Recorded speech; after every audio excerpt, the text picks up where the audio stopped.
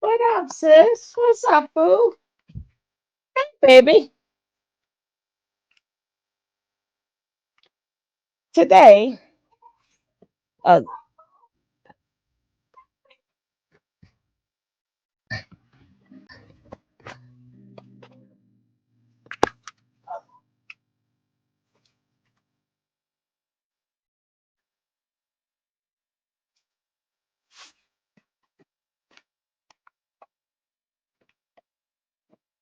should woman single, right? We got a good show coming up today.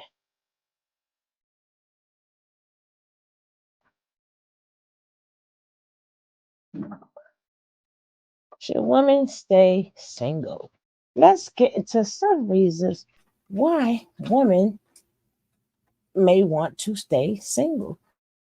I had things in order, but as we see, when you have things in order, other things come up. So there is no order, but it's the same concept, right? Same concept, right? So let's get this party started, right? But before I get this party going on, I like to say hello to my replay gang. Thank you for watching the replay. Appreciate you. Don't forget to hit that like. And if you are not subscribed to the channel, hit that subscribe. Hello, my bush babies that's back there. Hello to you too. Now, let me say hello to the people that's in the chat. Hey, Sunday, how you doing? My sister Fundy Fee, how you doing? My sister Marlene, how you doing, sissy? Like I said, there's no particular order, right? But we're gonna get this party started right.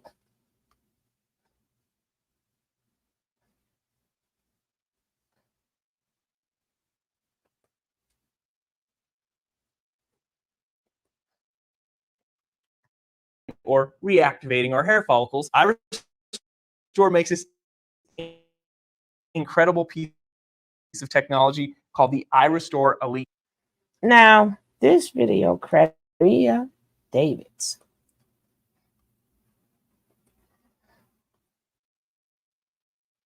Especially French women, to gather together and to demand justice. Because only a few days ago, the trial of Dominique Pellicot started. The man that sedated his wife again and again for over a decade and allowed over 70 men to SA her while he was filming it and taking pictures of it. We are not safe anywhere, even in our homes.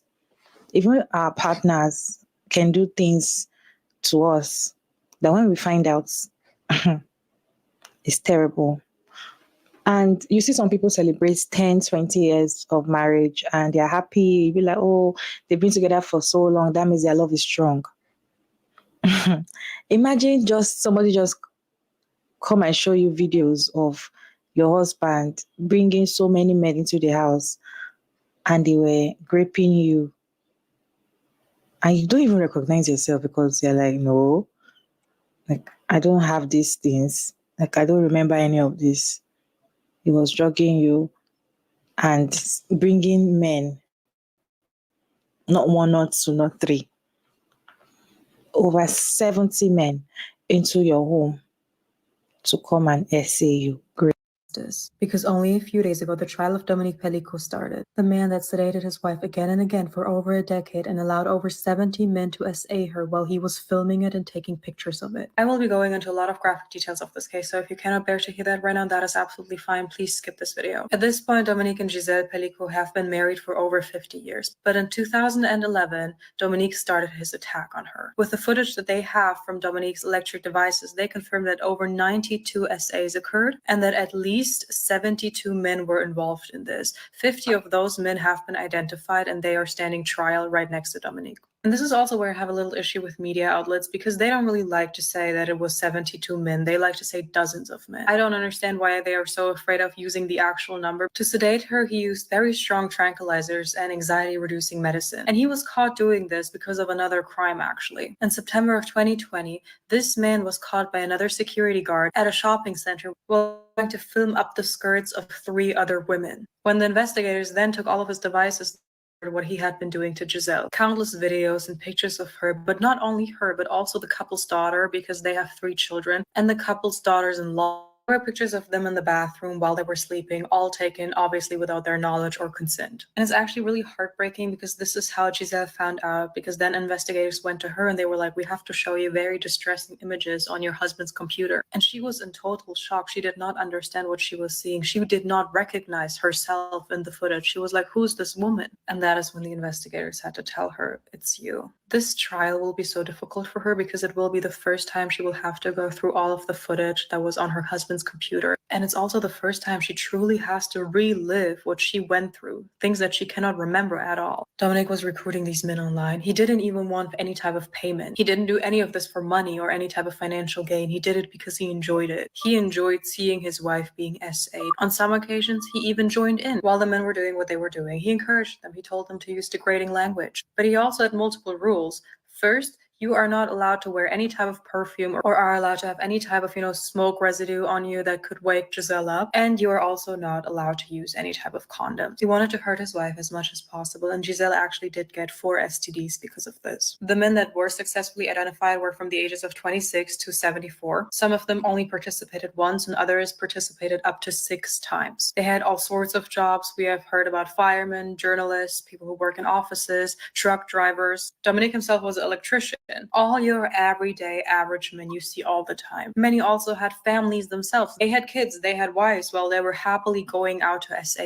And don't forget, these are the men that Dominic filmed. We do not know how many men were actually there that he did not film. The number could be way higher than this. It could have been anyone and everyone, but women are the bad people when we have to be cautious of all men. And here's the kicker. The men's main defense is that they did not know what was going on. They thought the couple were swingers, that they wanted this, that Giselle wanted this. And they thought that they were being these good Samaritans by helping an elderly couple to fulfill their fantasy. They don't care that, Giselle's state was being described as comatose. They have zero guilt, zero regrets. They're trying to, cover their own behinds. And this is going to be a bit besides the point, but I have seen some discourse on this. There are certain things that are kinks. And then there are certain things where you are imitating a crime. I am not saying that these men did not know what they were going in, but if you are in fact a person whose ultimate fantasy it is to SA somebody, but you don't want to actually go out and SA somebody, so you want to find somebody who can pretend to be asleep, unconscious, whatever, so you can live out that fantasy. You don't need to, live out that fantasy. You need therapy. That isn't a little thing to spice up your life in the bedroom. That is you fantasizing about a crime that happens to countless people, but especially women. We know that potty training can move to its own rhythm.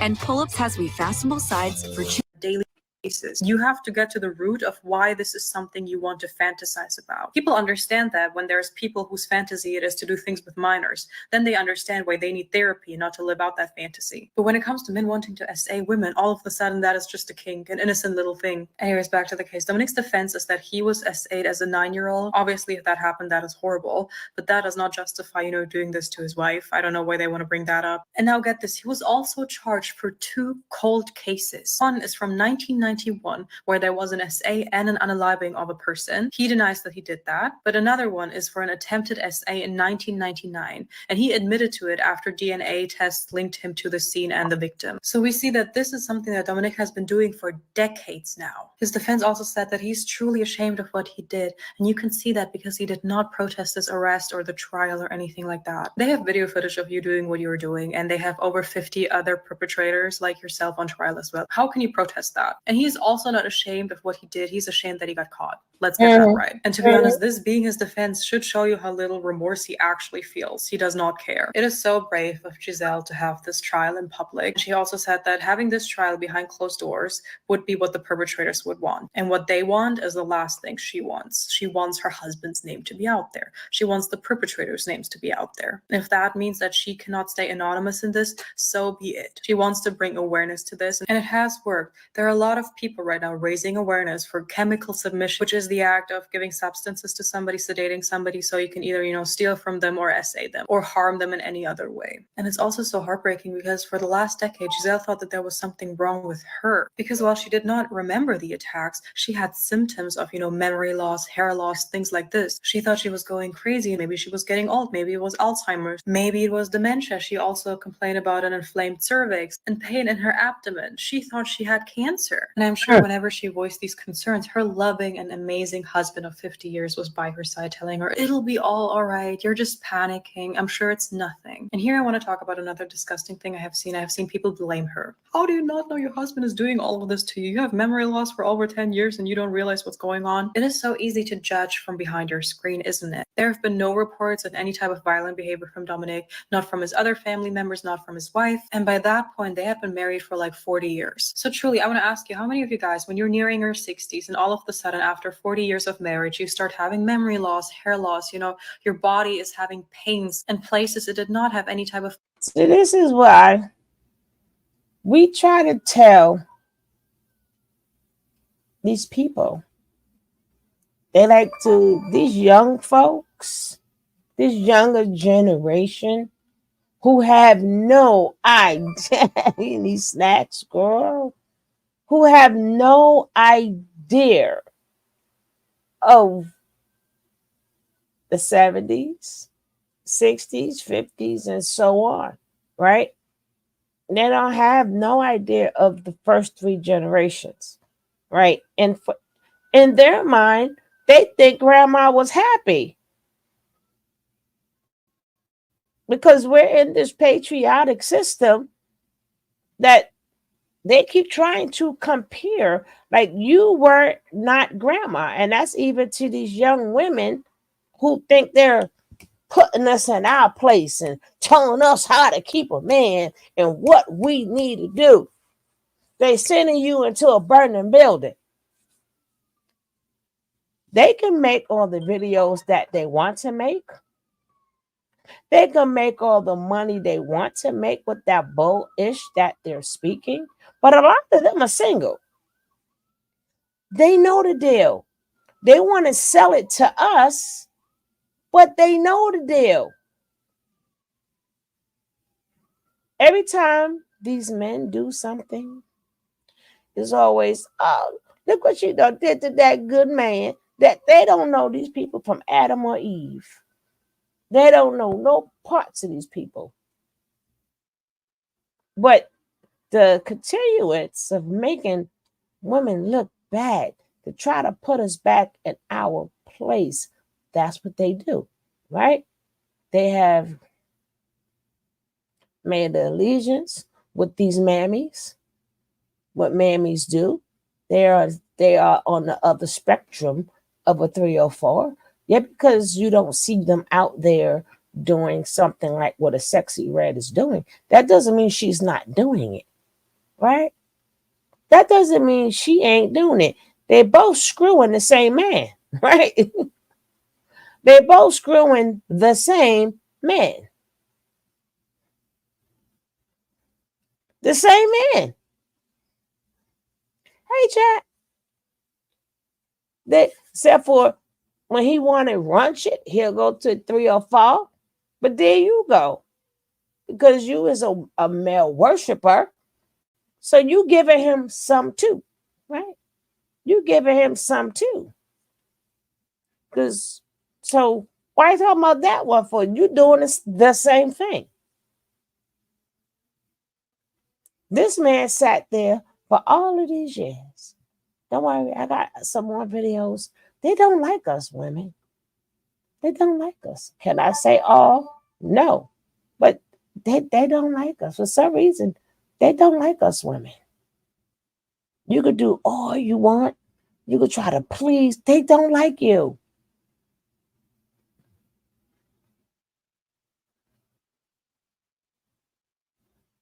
No, I am not, Lance. I am not, darling.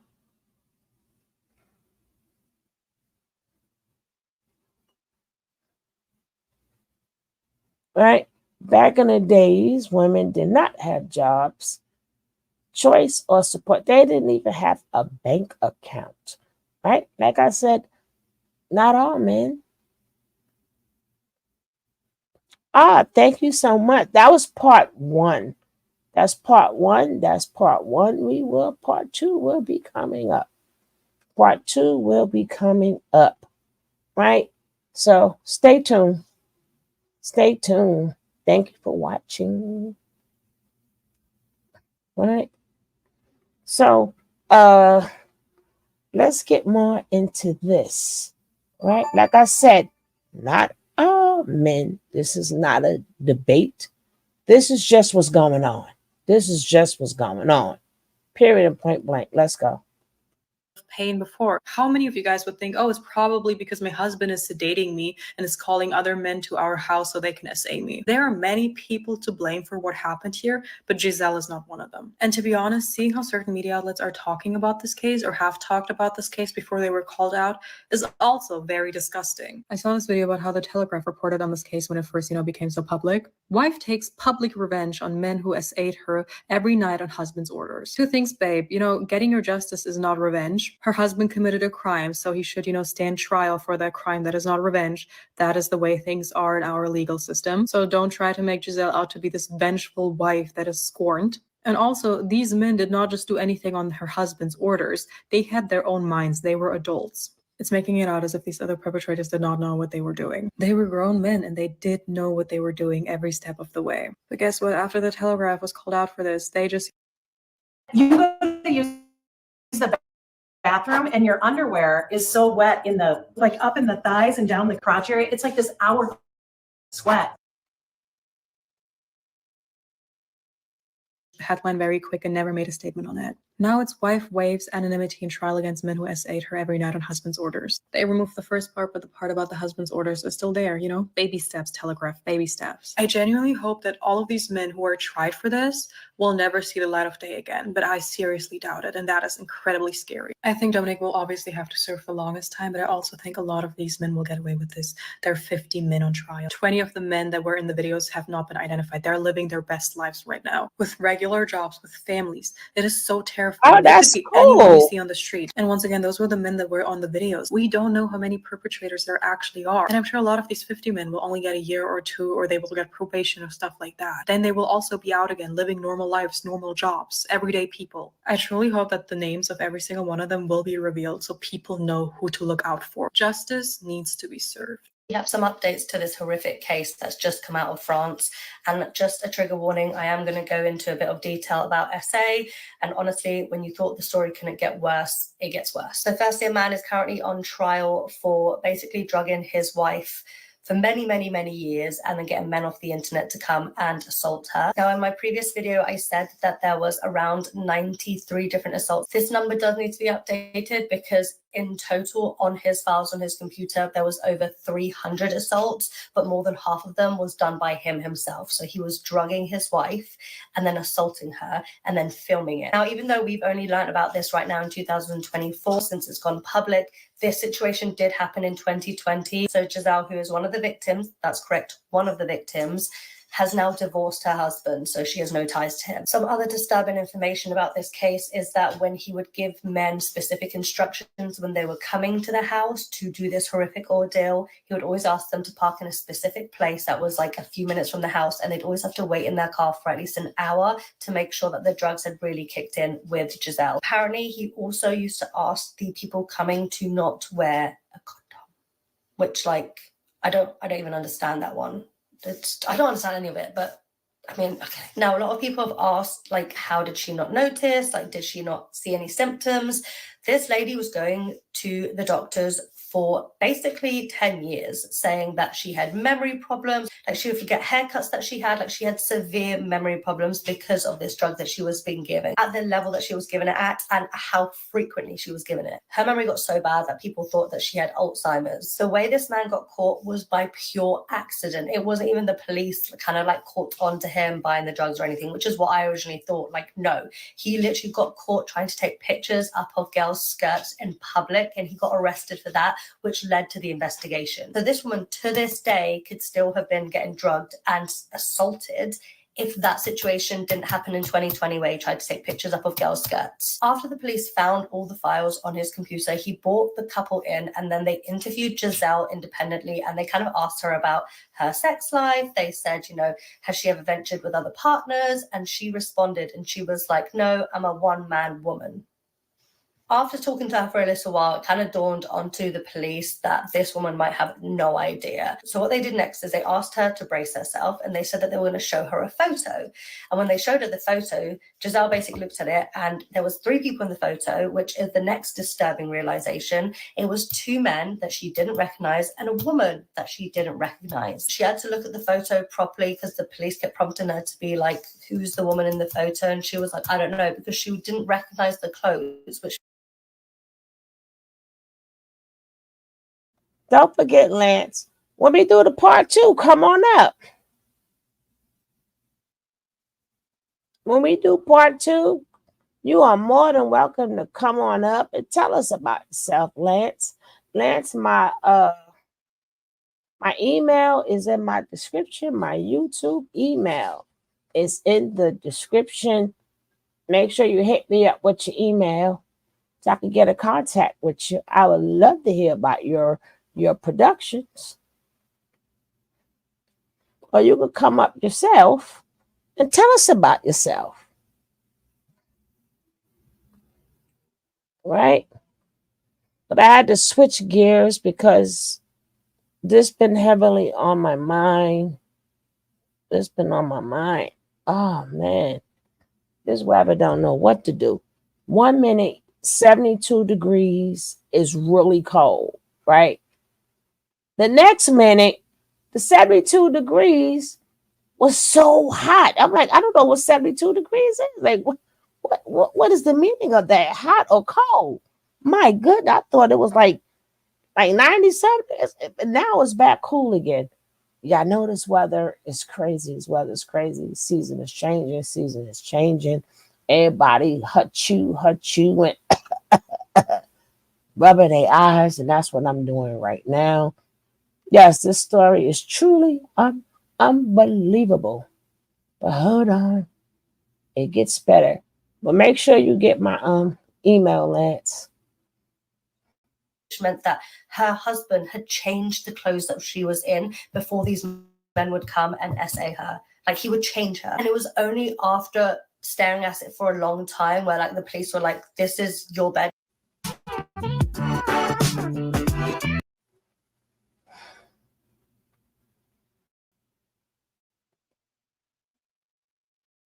Like this is your room. That's her. He created a forum for all these men and others as well to understand what was happening, to take part if they felt like it, to understand the process, the rules. And he also took videos and pictures of the grapes. For 10 years, this poor woman keeps going from doctor to doctor because something's wrong. She doesn't feel okay. She's losing time. Memory's terrible. She feels like she's losing her mind. She navigates medical limbo for 10 years with her husband by her side, going to these doctor's appointments, knowing damn well that everything is his fault, but holding her hand. One day he gets arrested for filming under women's skirts in the streets. After he gets arrested, the police takes his phone. That's when they find the videos and the pictures of the grapes, his wife. They are the ones who end up telling the poor woman everything that she had been going through. The husband confesses to everything. Everything. He explains why he did it, how he did it, how he was in contact with all these men, what the rules were, how they were supposed to park over 1 kilometer away from the house so that the neighbors wouldn't get suspicious, how the men had to get undressed before they entered the room, how they weren't allowed to smell like anything in particular, such as cigarettes or perfume, so that the wife wouldn't know what was happening, how he was putting the drugs in her wine before she was going to bed. So he confesses, and again, there is hard evidence.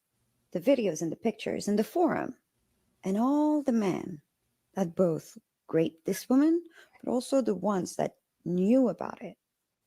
And still, some men don't believe her or feel like she asked for it. feel like she's not really a victim. I want you to hear what I'm saying before jumping to conclusions, but this woman is the perfect victim. She's an older woman, she's white, she's not poor, she's married, she's Catholic, she's a mother and a grandmother. She's beloved in her community. She doesn't have a police record. She's not known to be promiscuous. And again, it's an insanely strong case. And they still don't believe her. They still don't see her as a victim. They still believe that she is to blame somehow. Hey, So what does me. that say for the rest of us? Mhm. If she's not somehow perfect enough to be the perfect victim, to be the one they believe, to be the one they support, then who the fuck is? I've been seeing this very heartbreaking video. It's a court proceeding of a woman who, her husband, a man that she married, that she trusted.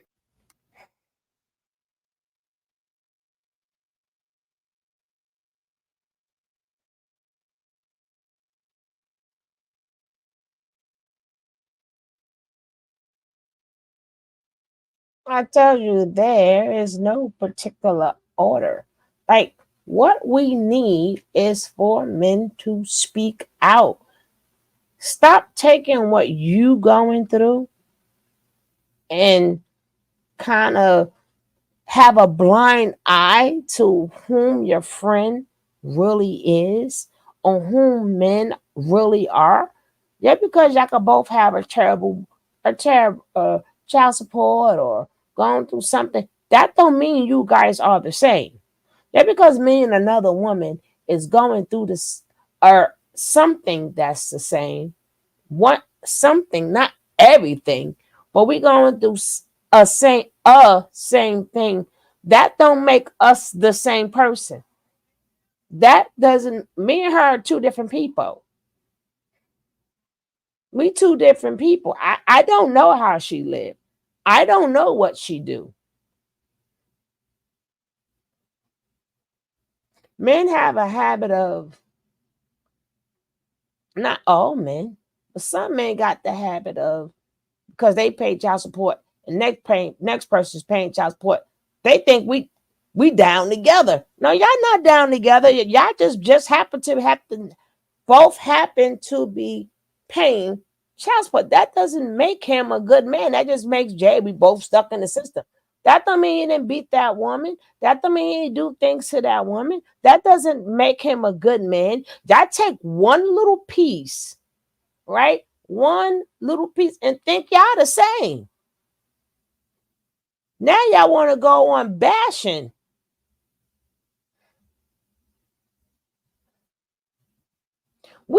It's like, do y'all care about these young girls? Y'all men have daughters.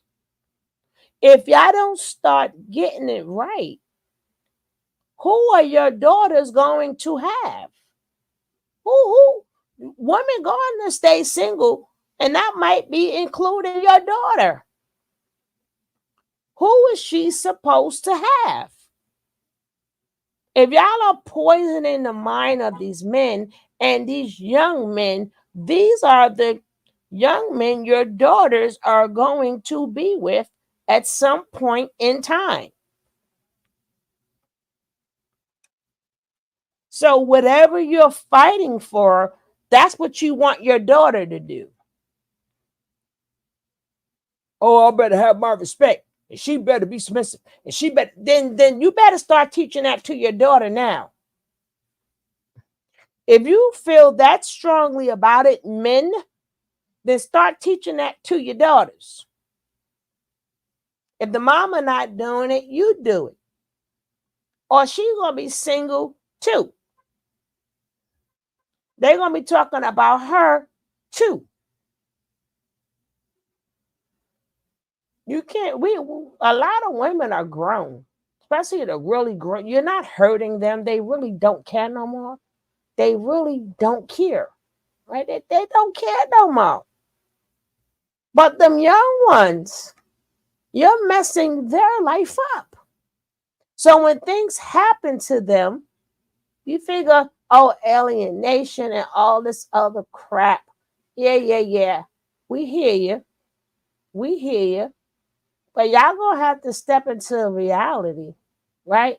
And women too, and see the part that you play, right? See the part that you play. And I even said,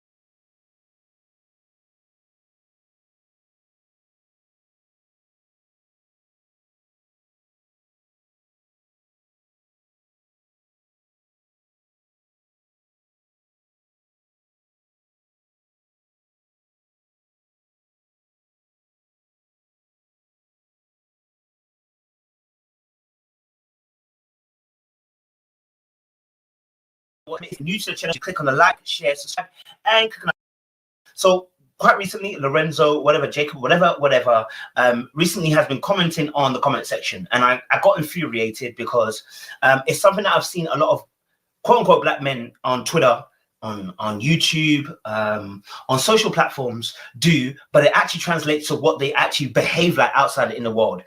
So you may not necessarily hear black men say outright these things, but you see them behave out what they think. And so when we see social media, what we're seeing is now not the behaving out, we're seeing the internal thought before it gets to the behaving, right? And so what we're seeing is a lot of what I call self-hate. Yeah. Now a lot of them will say, no, I don't hate myself, blah, blah, blah. But you see, hate comes from a place of ignorance. Here is what I mean. All right. Bible says the lack of knowledge my people perish. Here's what I mean. How is it that you can hate and call black women, all black women are bitches, dogs, are rude, aggressive, but when it comes to your mom and your sister, they're not those things. So only your mom and your sister are the exceptions to the situation. That's when you know, right? That's when you quite rightly know that ignorance is dwelling in that place, right? And ignorance always fills an area where there is a void, a lack of knowledge, yeah? Because a lack of knowledge is illumination. Illumination is to have light, right? So wherever there is no light in the area, darkness fills. Because there's no light to fill the place. And you see, the Bible says that that darkness cannot comprehend the light. So whenever light comes into the area, darkness spreads. Whenever knowledge and understanding and wisdom comes into an area, ignorance flees, right? So what we're seeing right now is black men who are ignorant. Yeah, they are willfully, blissfully unaware of their entitlement. They are what they accuse black women of. They are projecting, and they themselves are that way. And also that they do not realize they've been programmed to kill their own race, right? Because right from the beginning of when you start this life, you watch any media, you watch any TV, any newspaper, anything like that, everything is geared to get us to program ourselves to hate ourselves. Right? So we're playing sports, and the first thing they want to do is link us to animals. Why? Oh, he's strong like a gorilla. You don't hear them say that to white people, right? You won't say he's as fast as a cheetah, but you would never hear that said to white people. They don't equate white people and their attributes to animals. Here's why. It's about dehumanizing us. Once you dehumanize, you can now begin to act in accordance to how you would act with an animal, right? Like if I kill a dog, if I kill, let's say, a sheep, right? No one complains. It's a sheep. It's meant to be eaten, right? But you wouldn't expect me to kill a human being. Why? Because the aspect of a human being, there's a sacredness of the human life and human soul. So what we have is a system where there was racial, there's been a racial injection by Europe and the Americas, where the white European and the white American, if we can call it, they're mostly European anyway, have infiltrated tribes and countries and nations and cause splits and the derogative nature of how they treat women. It started off when we had slavery, right? And what they injected into us is that the black woman, they injected that the black woman strip the black man away from him, yeah, make the black woman independent, and then make. Stop.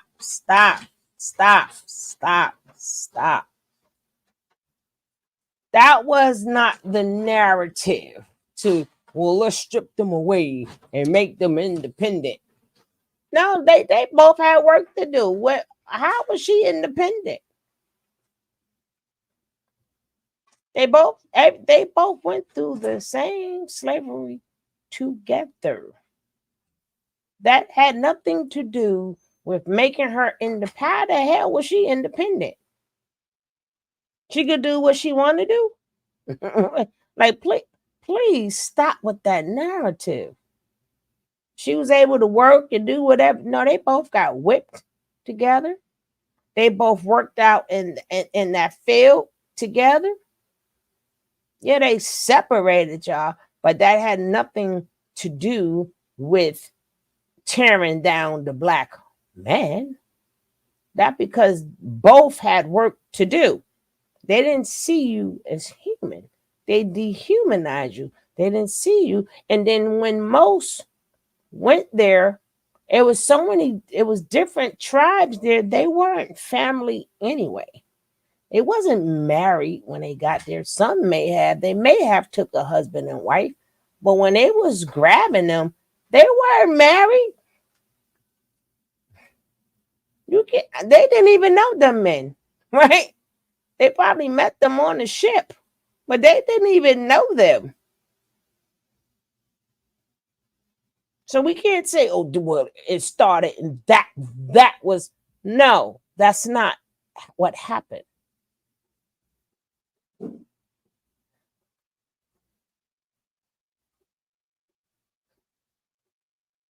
You know what, Angela?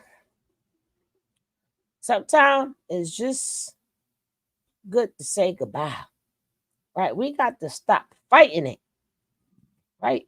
We got to stop fighting it and say, okay.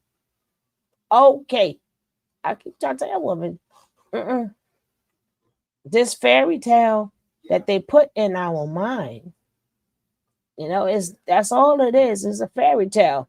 We forgot when we watched all these shows growing up, they were fairy tales, right? You know what? Keep your money. Goodbye. We're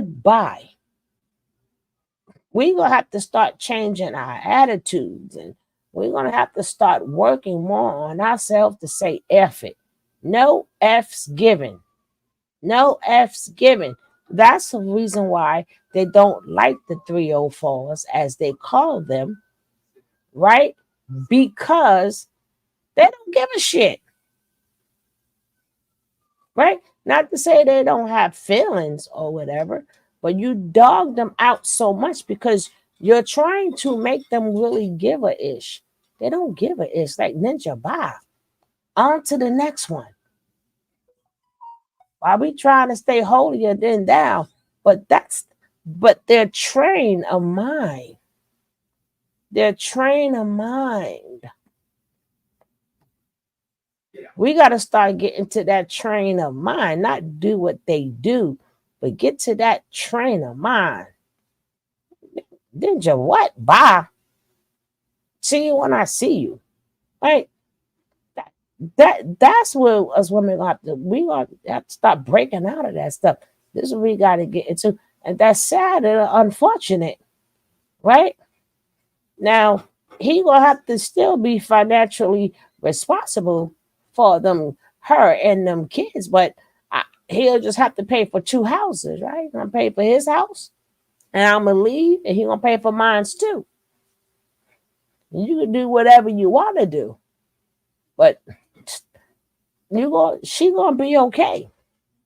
She gonna be okay. But I just wanted to stop him there. The people think we came here as married couples and stuff, right? People think we came here as married couples with children, right? And they said, let's just, no, they want to destroy the people, the race itself. They wanted to destroy the slaves, period. They didn't put no thing let's make them independent. What was the independence about slavery? How can you be a slave and independent at the same time? Right? We don't have no time to say, well, we can't count on the man and he can't provide and protect. We knew he couldn't. That's upset. We knew he couldn't. We're in the same predicament. So it wasn't like, oh man, oh man. Well, that was coming. That was coming. But let's go. The black man feel like he will never have a family. So now he cannot grow attachment towards the family. The black woman knows the black man will always be ripped from her. So now she has to become independent, right? So she has to teach her children, be independent. Man, don't cry. So that's toxic masculinity. Woman, be independent, be strong, know how to do everything for yourself. Now, when there's meant to be a partnership, because the Bible says that male and female, he created them to be in the image of God, and he created the woman to be what? A helpmeet for the man, right? So he's created us to be in unison. What has happened in history is a breaking of that unison, an intentional segregation of the black man and the black woman to cause tension and friction amongst ourselves. Now, let me see the I know I'm going deep because I really wanted to kind of explain the background before I deal with Lorenzo specifically. You understand? We are dealing with a situation where we've had years of not only slavery physically, but there's anything that is. These mushrooms make you feel. I was hoping you would say that. Okay, just throw it away. All right, throw it away. There's bread in there.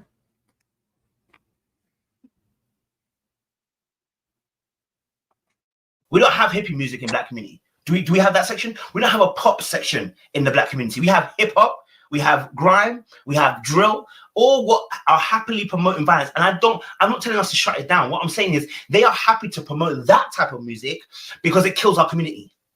They have their own section of music. They have their indie, they have their country, they have their pop. You know what I'm saying? So they have music which doesn't necessarily glorify those particular aspects. I'm not saying that every piece of music that they produce is clean. Let's be honest. Like there's a lot of songs which are hidden meanings that they have there. I'm not disputing that. What I'm saying is that within our community, being from where we've been from and what we're suffering with, a lot of our music glorifies the action, and they allow us to do it. And not because it makes money, but because of the fact that, again, it is part of the aspect of drilling into us that we are not worthy of life.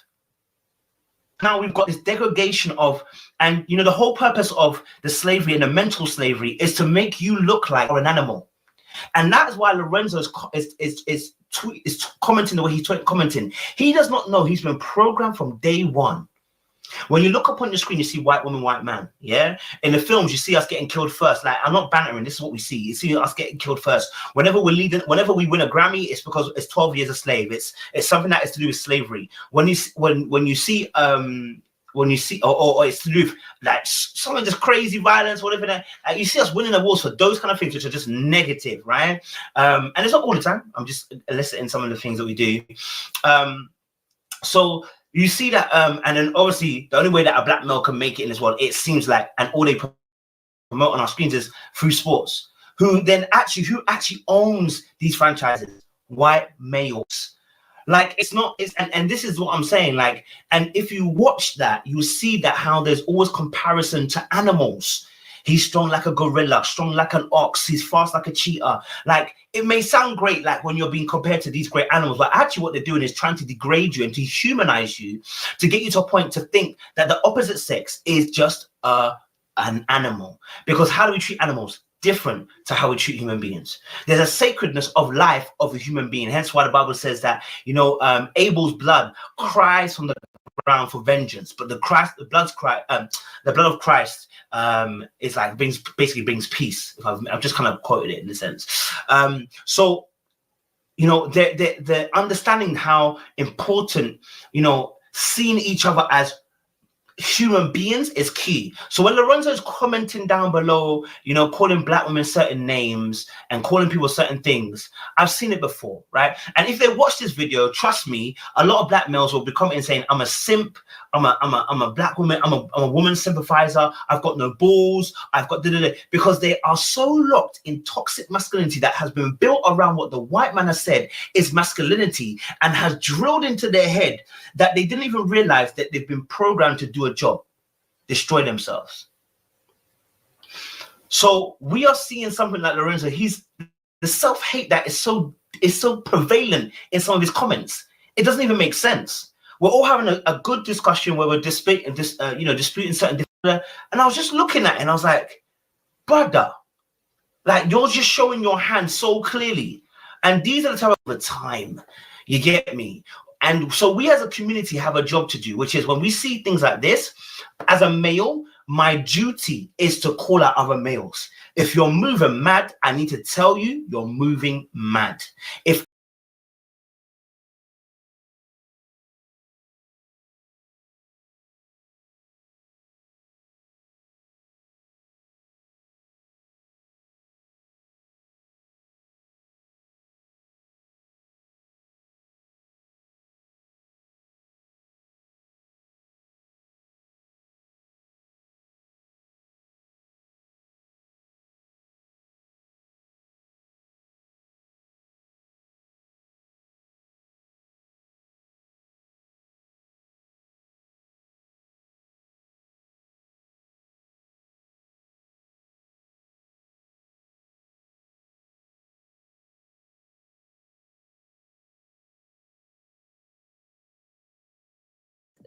Cliff and abandoning her, but that is actually what happened. You can tell even the commentators are in disbelief. And your punishment for loving someone who doesn't love themselves. Society expects them to do so. If a man threatens your life, that shouldn't be taken lightly. Even the Bible says, from the abundance of the heart, the mouth speaketh. Never underestimate a man who would tell you that he'll kill you. Because what will happen is he will talk himself into actually killing you. And then once he murders you, he will begin to formulate lies in how it was accidental or the gun just went off or, you know, try to distance himself from his actions. And next, what will happen is he's probably going to get charged with manslaughter. And then he's probably going to get 20 years in which abusers tend to work well in prison because they're scared of other men. So they end up getting out in about 8 years, and they may get a $10,000 fine and anger management. And your punishment for loving someone who doesn't love themselves is death. Never underestimate a man who will tell you and others that he will kill you. In fact, if you know the man that you're with has a gun, that is a red flag and you need to leave, especially if you know that there is a history of physical and or emotional abuse. The moral of this story is love does not hurt. And if love hurts, it's not love in the first place. Hello, fam. How you all doing? How is your weekend going? Please take a moment to like this video and subscribe. Thanks a lot for your support.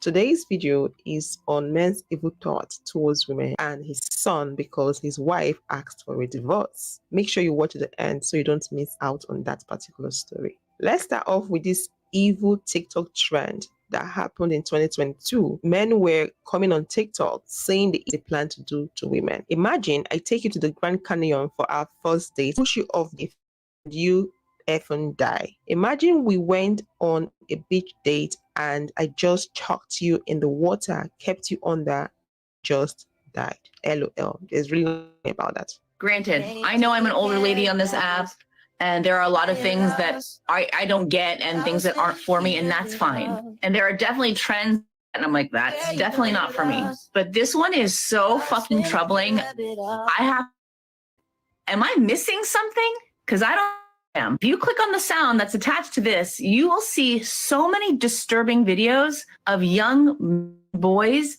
saying the craziest shit, and then it all ends in, and then you are unalive. Let me just show you a few. Pause to read.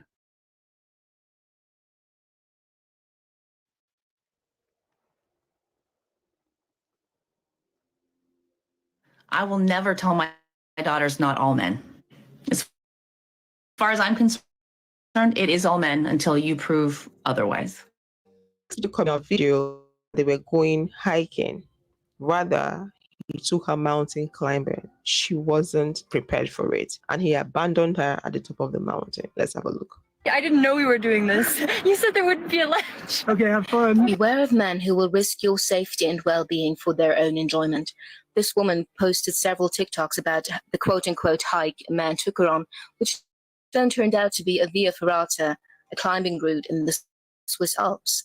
She said she's not outdoorsy, that she hasn't gone on a hike in 3 years, and that he told her that there wouldn't be a ledge, which is an audacious and dangerous lie to tell someone when you take them climbing. Now she tries to make light of the whole situation by making a joke about how he left her there at the end because he wanted to go base jumping, literally diving off the cliff and abandoning her, but that is actually what happened. You can tell even the commenters are in disbelief, asking if this is a joke account, because it is outrageously dangerous to take an unprepared newbie on a Via Ferrata without her knowledge or consent. You can see here how truly steep the fall would be if she was to slip, and people have severely injured themselves and even fallen to their deaths on the Via Ferratas in Switzerland because of equipment failure or because of equipment misuses, which brings me to my next point. He didn't even ensure she's wearing proper equipment. This is what she should be wearing. And notice how she's not even wearing hiking boots because she likely doesn't have any because she does not go hiking. At minimum, she should be wearing a helmet and she should be wearing gloves, but she isn't because she didn't know he'd send her on a climbing trail. And he's gleeful about it too. He said there wouldn't be a ledge. Okay, have fun. Okay. He's enjoying her distress and she's trying to laugh through it and be cute about it. A man who acts like this does not have your best interests at heart. He does not care about your wishes, needs, your feelings, even your physical safety at that. And what makes me even more sad for her is that she says at the beginning she's never gone for a hike in Switzerland. This is her first time. He went out of his way to ensure she'd be scared and worried the whole time. What could be a wonderful, cool memory is just going to be a reminder of how this guy deceived her by taking her climbing instead of hiking and made her do it completely unprepared. This is willful neglect. He's laughing at her discomfort, telling her to have fun while she points out, you didn't tell me we were doing this. The fear and humiliation he's making her experience is intentional. It is meant to do three things. 1, make her feel scared and exhausted to break her down. 2, it functions as a litmus test. He is testing how much he can push your boundaries, how much nonsense you're willing to accept from him. If he takes you climbing without your knowledge or consent, will you do it? If he leaves you at the peak to dive off cliff, will you make jokes for him about it? Or will you call him out on it? Will you refuse? Will you tell him why that's not okay and why you won't do it? He's taking your temperature to see where your boundaries are and how malleable they might be for him. Which brings me to the third reason. He does it to bind her closer to him. Have you ever heard about how you should take someone on an adrenaline-charged activity, like going on a roller coaster ride, so that they associate the exhilarating rush of endorphins with your presence? This is the flip side of the same coin. He caught her off guard and put her in a terrifying and dangerous situation in which she may well have felt like her safety depended on him, even though he's the one that put her through danger to begin with. The high arousal caused by fear and danger can plant the first seed for a trauma bond to take root. I don't blame this woman for wanting to be a good sport or a cool girl and going along with it. This man does not have her best interests at heart. And this is an excellent example for why having strong boundaries is crucial. This man does not care about her feelings or her well-being. In her narration, she didn't make mention of the man testing the lady's boundaries. That was why he took her up the mountain instead of going hiking and all that. Men do that. Men test women's boundaries. They want to know where your boundary starts and ends. And then they test it by pushing it so you can expand your boundary, so you can allow more of their nonsense behavior. They test you, then they categorize you and decide if they really want to be with you. Stay woke. Be smart, next smart, choose wisely, that nation. And remember, I told you. Ladies, how do you feel comfortable going hiking with a man you barely know? How do you feel comfortable being with a stranger in a secluded place? It is your responsibility to protect your life, protect yourself.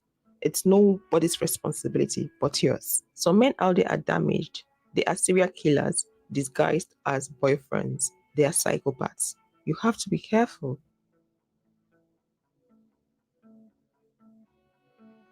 Men need to stop joking about how they almost killed their wives. The title reads like a confession. He took his iron-deficient wife, who suffers from sickle cell anemia, hiking up the Rainbow Mountain Trek in Peru, then recorded her suffering all the way through, and posted it on the internet with a funny sound to gaslight her and everyone else to make sure that they all laughed about her misery just like he did.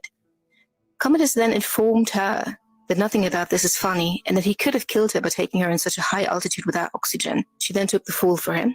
Everyone is ripping into my poor husband, but we both didn't know that doing this hike could kill me. This is how we found out that you can die if you have sickle cell and go in high altitudes. When men endanger women in nature like this, the number one excuse is always obliviousness and weaponized incompetence, and women are expected to accept that men just aren't wired like we are. He just didn't realize that she was miserable, but he literally filmed her blacking out. Men aren't stupid, and this is his wife. Even if he didn't know that people with sickle cell can die in high altitudes, it would have required very little research for him to realize that this isn't safe, and he should have turned around the second he saw that she was generally miserable if he cared about her. If he just looked up the website of this mountain, he'd have learned that the Rainbow Mountain Trek in Peru reaches its peak at 1,500 feet, which is almost half the height of Mount Everest, and that even people who don't suffer from his wife's disease can experience altitude sickness, which he references. This is also why some travel companies bring an oxygen tank. Not all travel companies do this, however, and clearly whoever he booked with did not, or else he would have shown himself as the knight in shining armor, providing his wife with oxygen to save her from the mortal danger he put her in to begin with. And we know she would have needed it, because he shows her blacking out. There is no plausible deniability here. Even though he tries to claim otherwise, there is no way he didn't learn this when he booked the trip. I only spent 5 minutes looking up this mountain, and it states everywhere that this hike is very strenuous for most people and that even healthy people can suffer from altitude sickness. I don't completely agree with her thoughts on the mountain hiking. That man and his wife have been traveling around the world. She might be right with her own point of view to an extent. I really don't know the heart of the man. I don't know his actual thoughts towards his wife. But what I perceive is complete ignorance. She did make mention of weaponized incompetence, and from her argument, she did believe that it was a man's responsibility to protect the woman, which makes sense. He is supposed to protect the woman. It's part of his duty as a husband. That protection statement is the reason I inserted this video. I just want to make some things clear to us women. In as much as the society makes us believe that it's a man's responsibility to protect women, we should look out for us.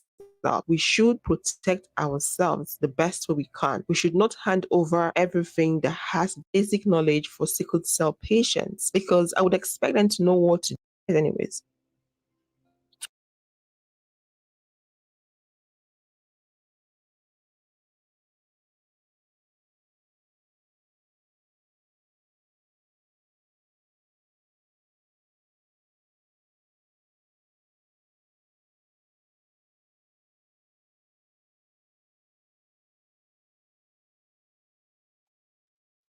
Okay, y'all saw the trigger warning. Y'all saw the trigger warning. Now let's go. 25 years ago today, I came home from a date to find that nearly my entire family had been unalived while I was gone. this is that story. Trigger warning, this is a post about domestic violence. So if that is something that would bother you, please keep scrolling. July 10th, 1999. It started out like any other day. I was 17 years old. I had slept in. It was probably about 11:30, and I woke up and heard my parents arguing. Days earlier, my mom had announced that she was finally filing for divorce after 23 years in an incredibly abusive marriage. My dad was an alcoholic. He was not physically abusive, but he was incredibly mentally and emotionally abusive to all of us. When he was good, he was really good. But when he was bad, he was absolutely awful. He had told my mom for years and years that if she ever tried to leave him, he would kill her. And he would hide her in a cave in McDowell County, West Virginia, and no one would ever find her. And that morning when I heard them arguing, she ended it by saying, you know, I am going to leave. And if you're going to do that, you're going to just have to do it. And he said to her, I'm not going to kill you. And it was the last thing I ever heard him say. He left the house, stating that he was going to take his belongings to his mother's house. That's where he was going to be staying after he left. And so he left and was gone all day. You know, I stayed, I talked to my mom. I was getting ready to go on a date that night. I had switched my shift at the local grocery store and had worked the prior night in exchange for that night off so that I could go to a neighboring town for a nice dinner and some shopping with my boyfriend. My mom had these rings that had been passed down to her through 3 generations. They were her great-great-grandmother's rings that had come over on the boats from England with her. And I asked every single day if I could wear them, and my mom would never let me. But that day, she told me I could borrow them. I didn't even ask.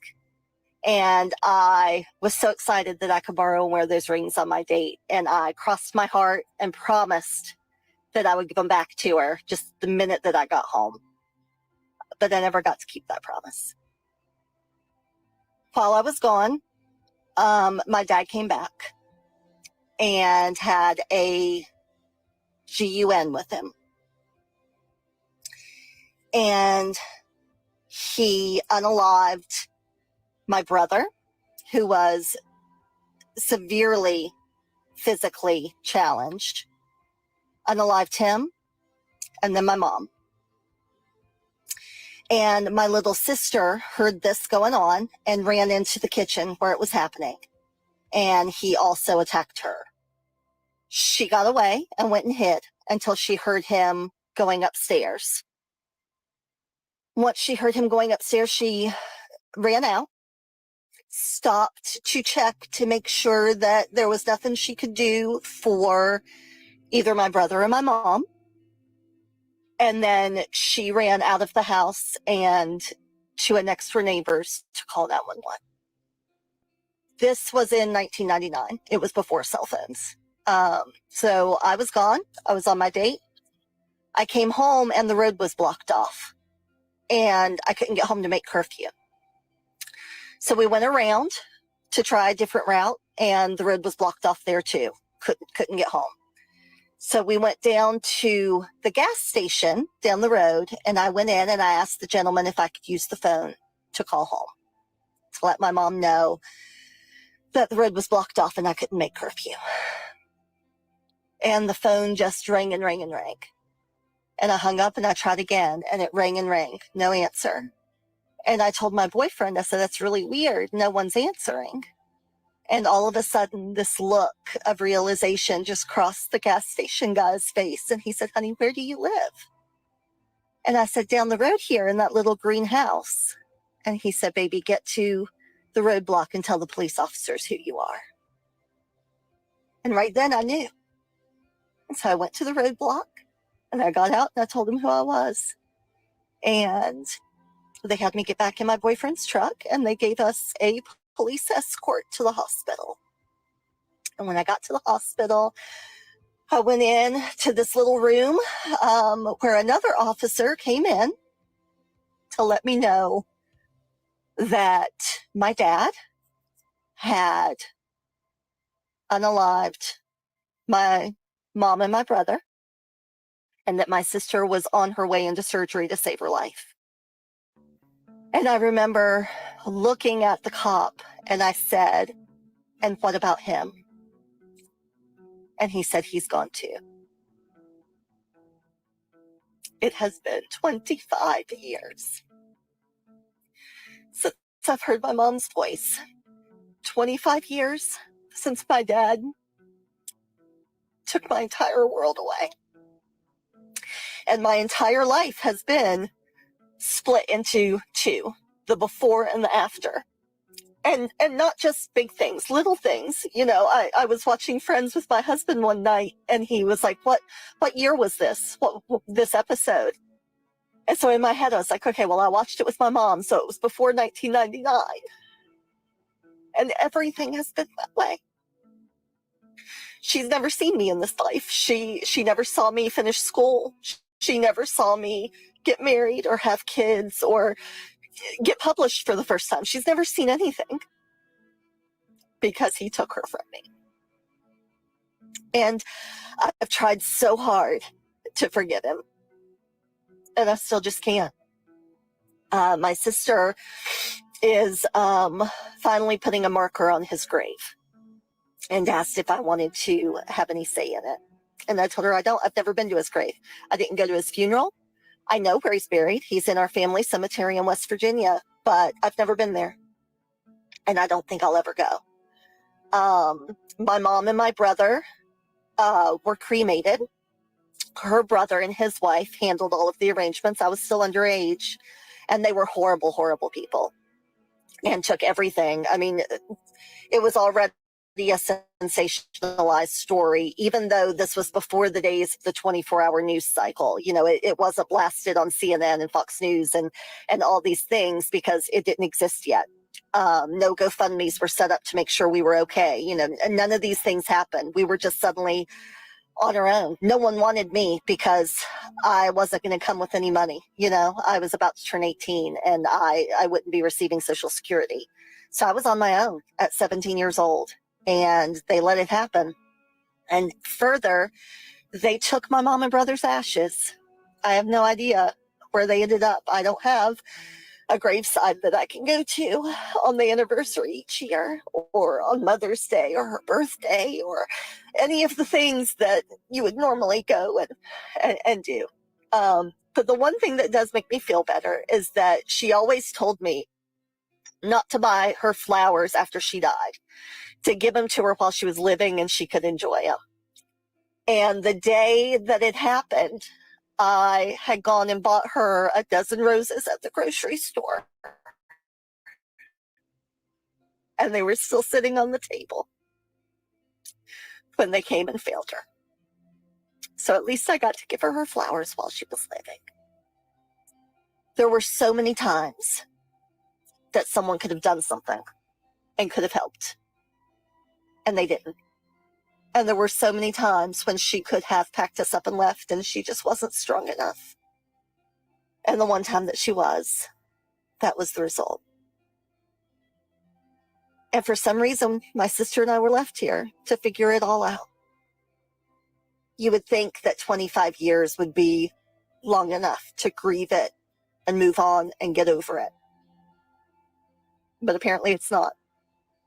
And I don't know how long it's going to take, but apparently it's going to be at least one more year. That was a sad story. May God continue to strengthen her and her sister. It must have been hell for them. That was a chaos caused by one selfish man who wanted to eat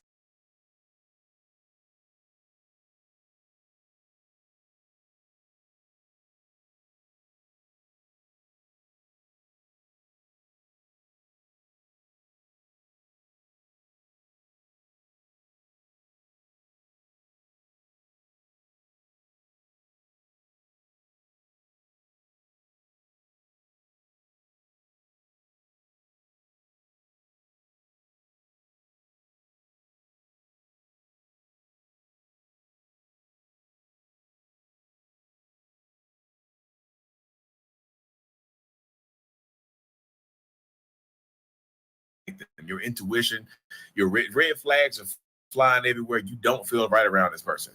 And then you give them a second date because the first date was terrible. And the second date goes well. It just goes fantastic, right? Now, why do you think the second date went better? Like, you told them the first date wasn't very fun. The second date just goes amazing. Why? How? Because you told them what you don't like now. So they understand it and they can change who they are to fit who you want. When you give people the blueprint to manipulate you, they're going to take it and design the perfect form of manipulation. Architects of manipulation. So the first lie,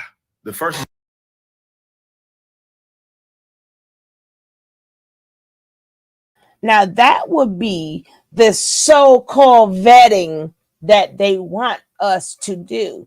You need to vet better, right? This would be the so-called vetting they think we can do.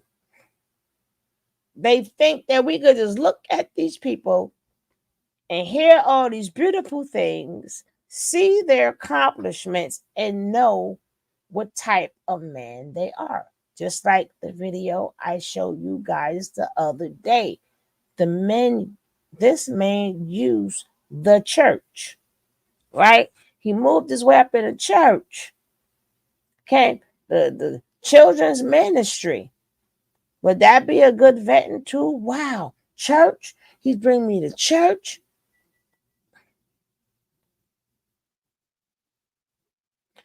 The thing is, we got to stop worrying about them. They're going to be whom they are. We got to get ourselves together and we got to start teaching these young kids.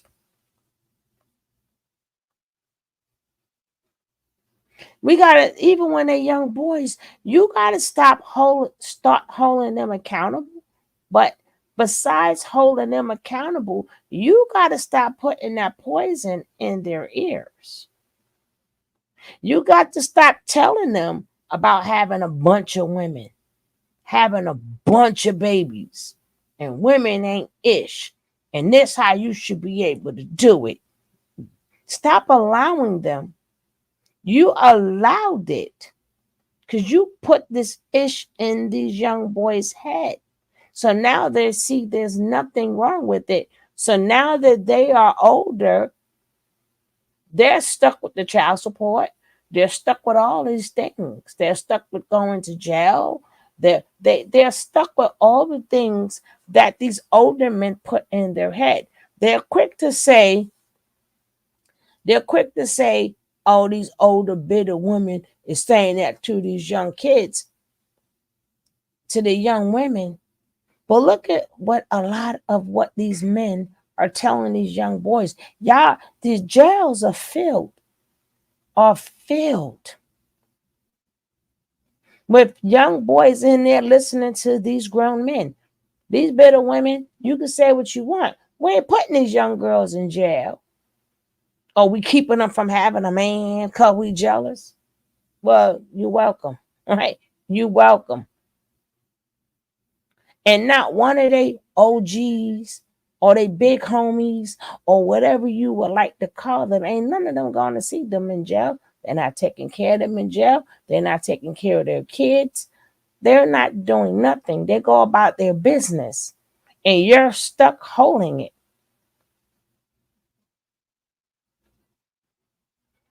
When is you sitting up there, you're making it bad again for your daughters. These men forget that they have daughters, maybe because they haven't seen them in a long time, right? Because they are not in their children's lives, they forget that what they put in these young boys' mind, your daughter's going to get the brunt of it. So it's not only you don't care about women you don't know, you don't even care about your seeds.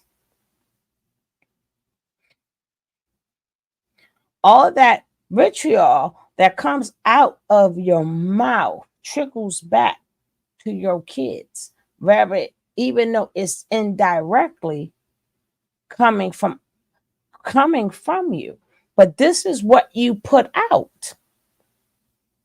This is what you put out there. So if you're constantly saying these things and it starts to catch on, That's how your family keep getting damaged. And being that you men knew you put this out there, guess what? Let's blame it on the mother. Nah, that's y'all vitriol. That's y'all hatred. Y'all didn't care about your daughters. Y'all didn't care about y'all sons. Long as y'all look good to whomever y'all think y'all look good to, I think y'all look good to each other, telling these stories back and forth.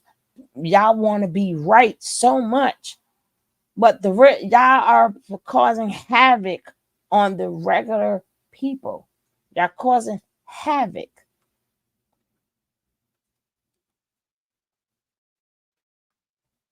Manipulation. The first time that they raise their voice and yell at you for something's tiny,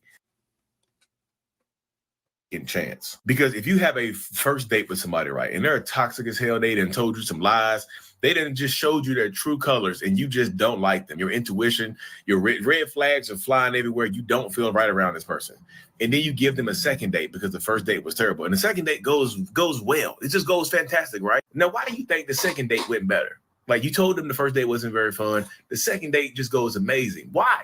How? Because you told them what you don't like now, so they understand it and they can change who they are to fit who you want. When you give people the blueprint to manipulate you, they're going to take it and design the perfect form of manipulation. Architects of manipulation. So the first lie, the first manipulation, the first time that they raise their voice and yell at you for something's tiny, you don't have to give this person a second chance. They can just be hiding some explosive anger. But not everybody deserves a second, third, fourth, fifth chance to get into your good graces. And I don't even care if y'all were friends before y'all started trying to date. Well, we were friends before, so I'll give me another chance to just prove himself.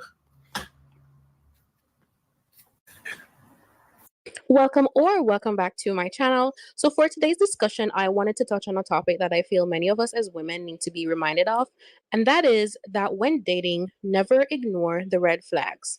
I know it's tempting to want to give people grace, and we say that nobody is perfect and we try to forgive and forget, but sometimes the very red flag in the beginning that we ignored ends up being the cause of the relationship months or even years later, and by then, marriage and children might be involved. So today I wanted to share stories of red flags that women ignored in their relationships, what red flags you should look out for, and why it's important to walk away from the first red flag. Share your thoughts in the comment section below, and let's help each other avoid these red flags. So if y'all want to see what gaslighting looks like in real life, check this clip out. And I can ask the question that may have been out of bounds for you. How did that make you feel? Well, you were throwing out questions, black or white, summer or spring, right? And every one I answered, boom, boom, boom, boom, boom, boom, boom. You threw out choked or spanks. I said, hey, that's not a question I'm willing to answer. My answer for you caused you to say, I don't know how this got sexual. I wasn't coming from a sexual place. The general population of the world would agree that those three words woven together has a sexual connotation. I will not continue to sit here and debate with you. So from this moment forward, we can change the subject, or tonight's state will be over. Got you. Things got a little intense, but you gave a piece of it. The whole totality of the conversations, we was rattling off questions. So if you want to give me the respect of asking me if I meant sexual or not, you should have done that, and that's perfectly fine. And I said what I had to say.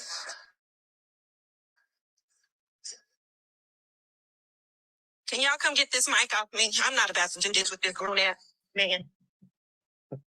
So I'm not saying that man is a narcissist. I am not saying he's a narcissist, but that's, y'all see the gaslighting. You see the manipulation right there. And of course, if you're new here, I'm actually a diagnosed narcissist. That's from a TV show on the OWN network, OWN TV and whatnot. I'm going to tag it below. Again,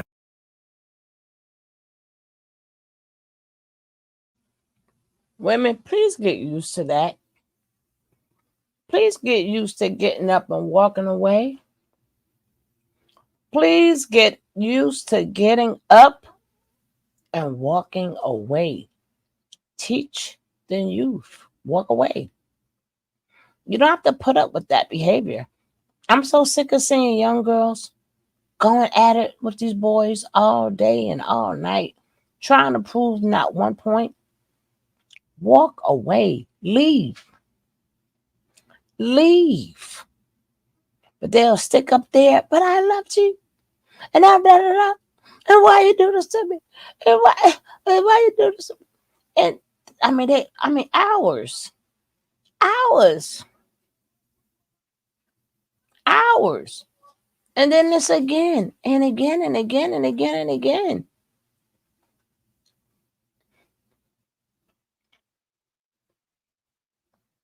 We see it too many times. Why don't somebody try to pull that girl? I mean, once she's stuck, she's stuck. Once she ends, she's in. She will have to get herself together, and she is going to have to learn. But if we school them even younger, walk away. Walk away. If you're in school, I don't even care if you're in first grade. That little boy say something you don't like, leave. Get used to excusing yourself. We got to relearn our daughters. We have to relearn them. Okay, yeah, you the prize. I didn't win it. Bye. We ain't even got to argue about them being the prize. We ain't got to argue about us. We don't. Okay, you the prize. Bye. Nobody said what that damn prize is, right? Nobody, Barbara, say it could be one of them prizes. Who remember the Cracker Jack box, right? Remember you used to get the Cracker Jacks? Just so you could get the prize, and you could be one of them Cracker Jack prizes. You could keep your prize. Goodbye. But let's go. That lady, we need to do more like her. Let's go. I'm not saying that man is a narcissist, but a lot of narcissistic people will try to twist your words to make it seem like you're overreacting, and they don't know how we got here. Choked or spanked? What's the first thing that comes up in your mind when you hear that right there, y'all? See, if you gave me the respect right there, you would have realized that I mean, like, choked or spanked. Are you willing to choke the love out of life, all of it? Choke the life juices out of this love life, right?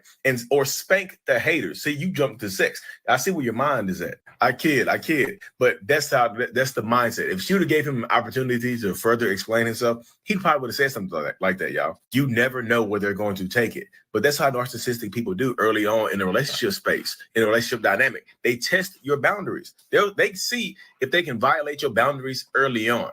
She, like said, if she wouldn't have got up and left, he would have known in his mind, like, okay, I got you. I know I can get away with stuff. All I have to do is talk. And he knew what he said had a sexual connotation to it. Because if you study body language or micro expressions, when he opened his mouth like this, and when she was talking, he knew he had did wrong. This is a form of what people refer to as mouth stretching. My like answer right for you caused you to say, your mouth might lie, but that body language and those micro expressions, it's very hard to change those up, I promise you. But that's what a lot of narcissistic people will try to do, y'all. They get a kick out of testing the waters or pushing your boundaries. That right there, that line right there, trying to slip in that choked or spank stuff might have worked in the past for them.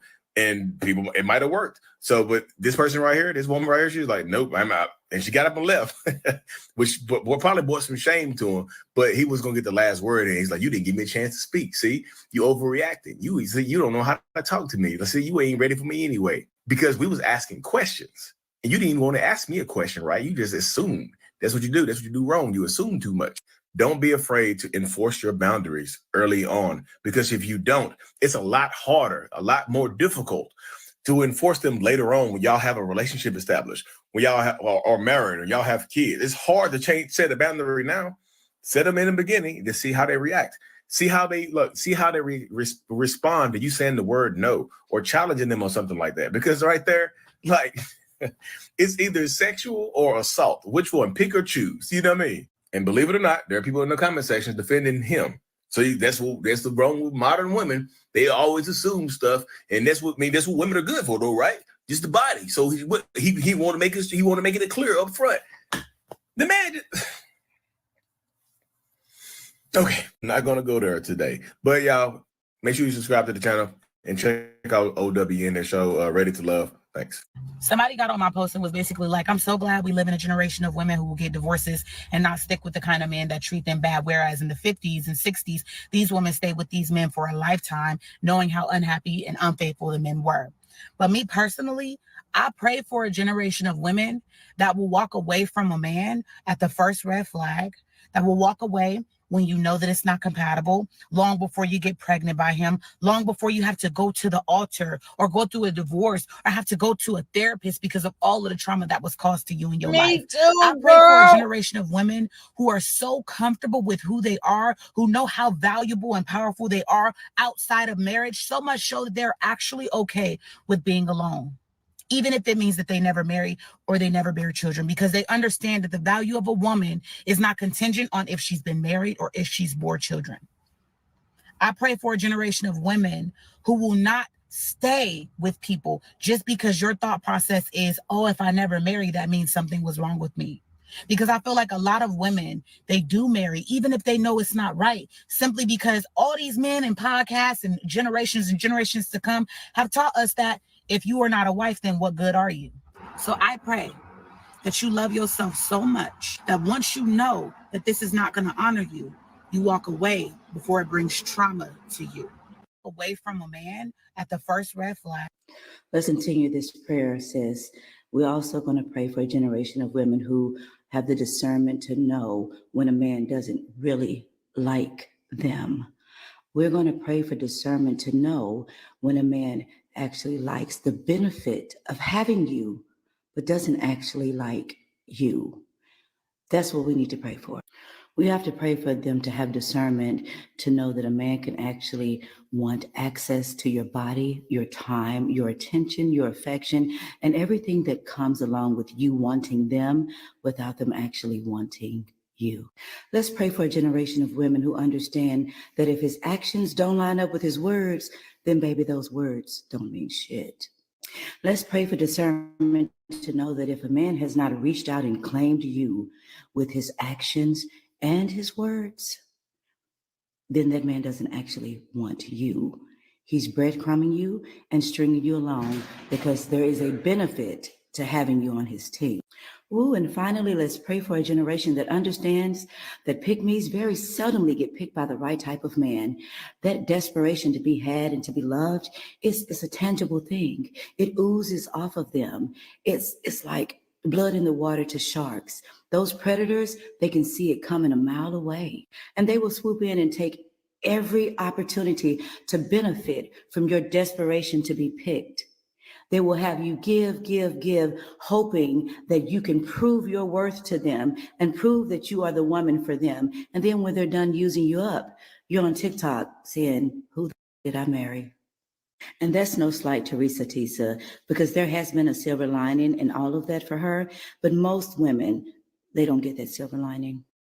I only ever had one real boyfriend, and he cheated on me with 3 different women for the entirety of our almost 2-year-long relationship. Here's some of the red flags that 21-year-old me noticed, but decided to ignore. Stop. He was a very performative man. He liked the optics of people thinking of him a certain type of way, but he was not like that behind the scenes. Me and him, we were going to Wendy's. It was down the street from my apartment. We were going to walk. We're about to leave. He turns to me and says, yo, I don't have money to pay for your meal. I'm thinking, well, it's Wendy's. It's only going to be like $4. But okay, no worries. We're on our way to leave. My roommates at the time decide to walk with us. Halfway there, he turns to them and says, oh, we're going to Wendy's. Everyone's like, oh, Wendy's cute, fun. And in this grand gesture, he goes, yo, nobody worry. Everyone's meal is on me. I said, "Arr." Everyone's like, oh, thank you. You're so kind. He's basking in the praise. My roommates walk ahead of us. He turns to me and whispers, don't worry, I'll get your meal too.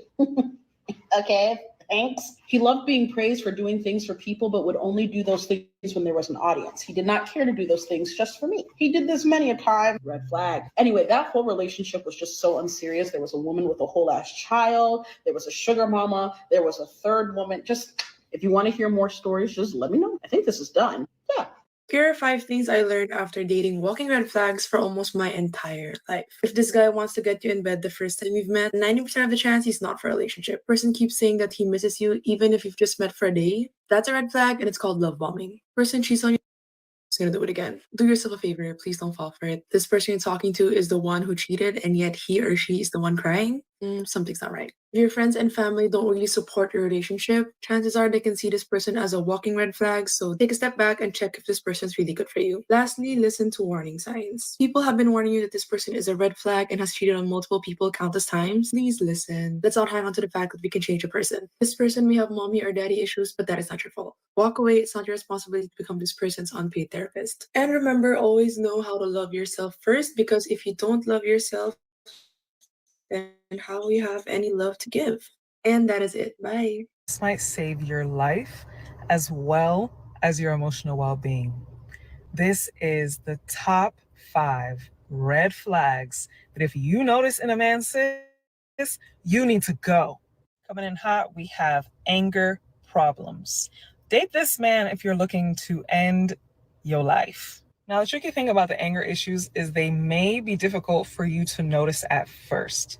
But once you get into any kind of dispute, argument, they will surface, as well as how he interacts with others.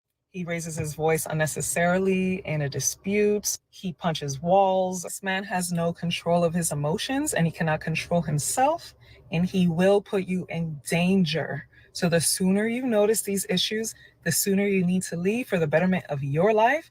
And if you have a life with him, future children, etc., go. Don't look back. Now, this one's going to piss some people off, but number 2 is mommy issues. Good way to find out if he has mommy issues, ask. How's your mom? What's she like?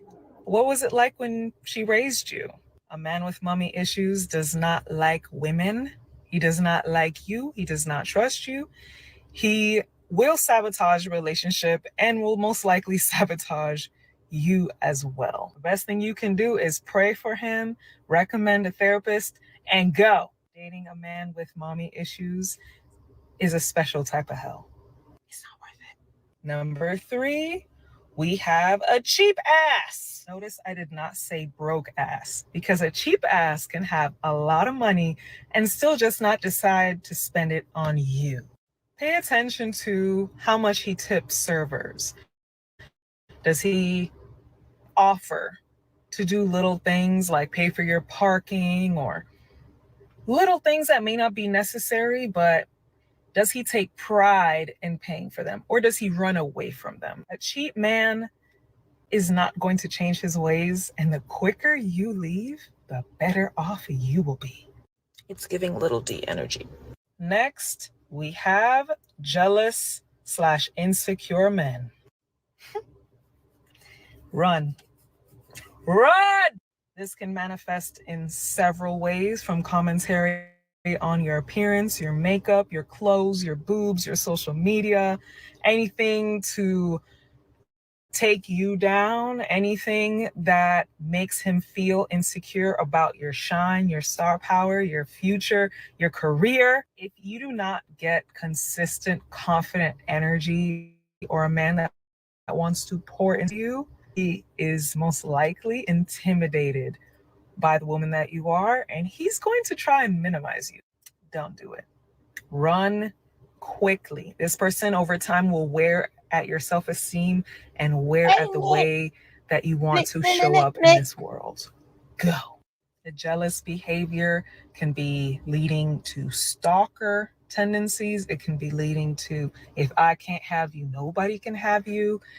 If he has issues with men approaching you, or he overreacts, he doesn't like people having their eyes on you in any capacity, this one is going to come as a surprise to you. But number 5 is someone that is too smooth. Now, I put this as number 5 because he is going to be hard to identify.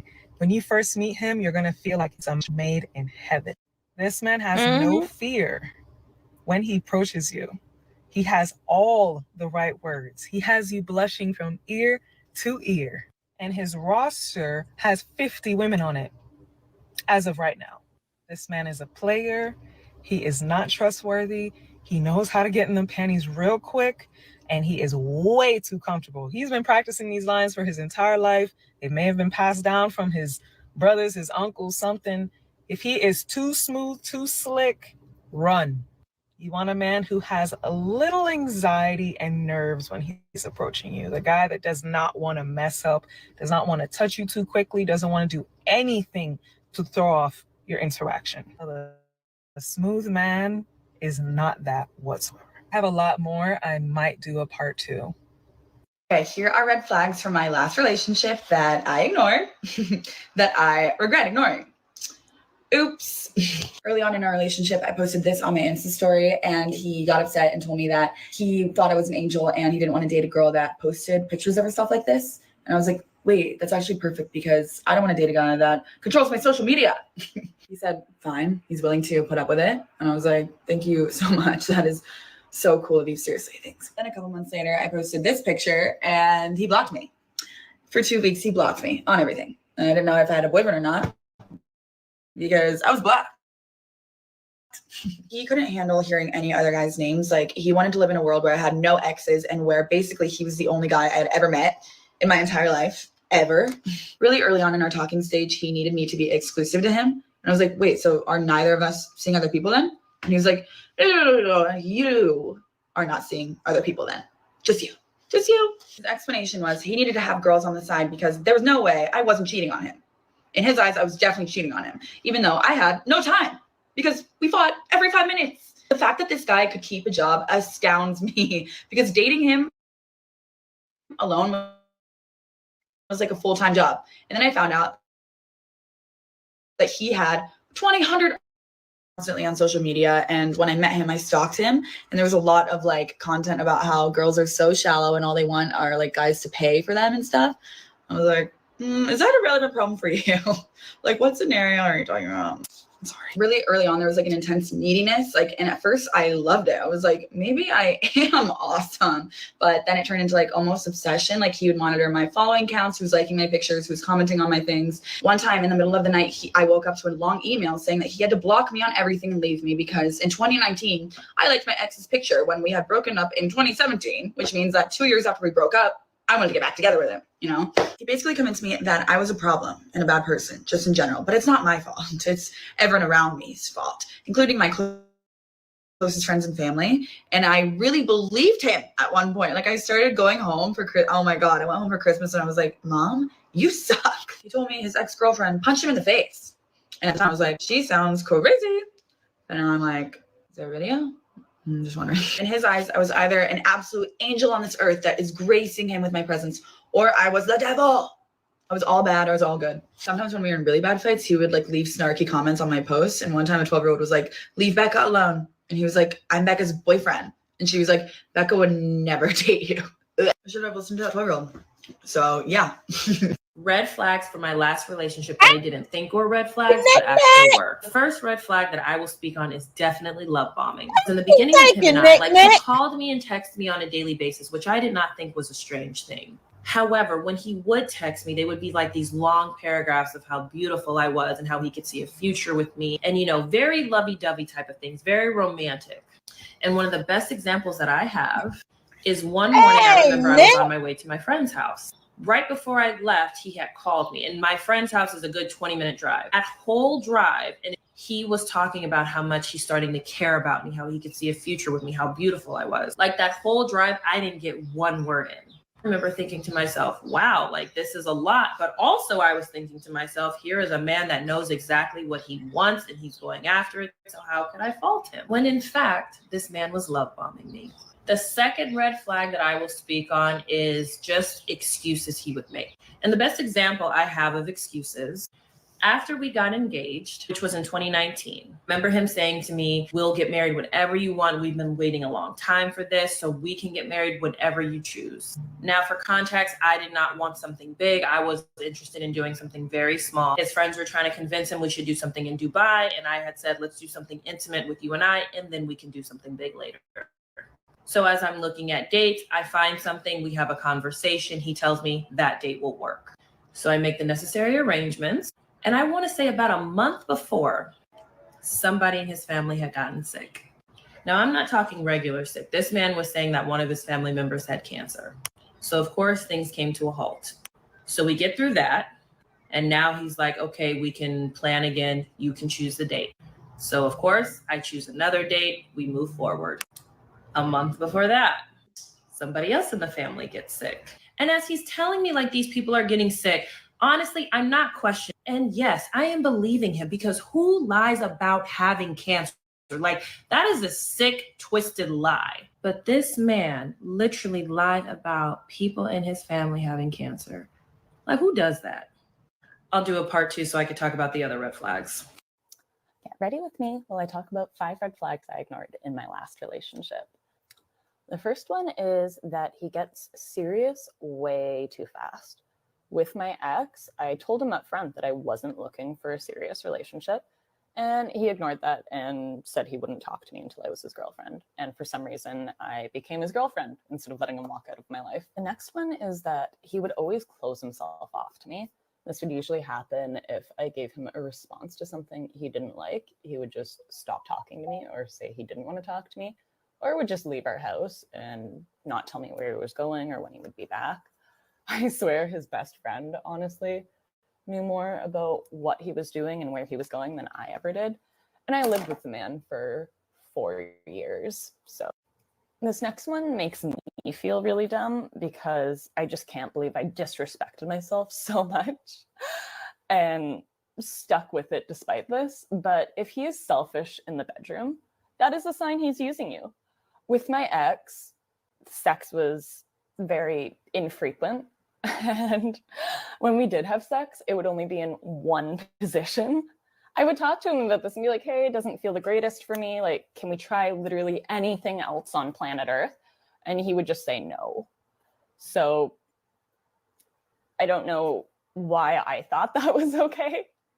But for years, I deluded myself into thinking that it was like better for his health, better for him, just completely ignoring what was good for me and just completely ignoring my preferences and boundaries. So I will say, if he's being selfish in the bedroom, walk away, run. This one should just be common sense, but I know it isn't, because I lacked the common sense when I was going through it. But if he calls you names, run.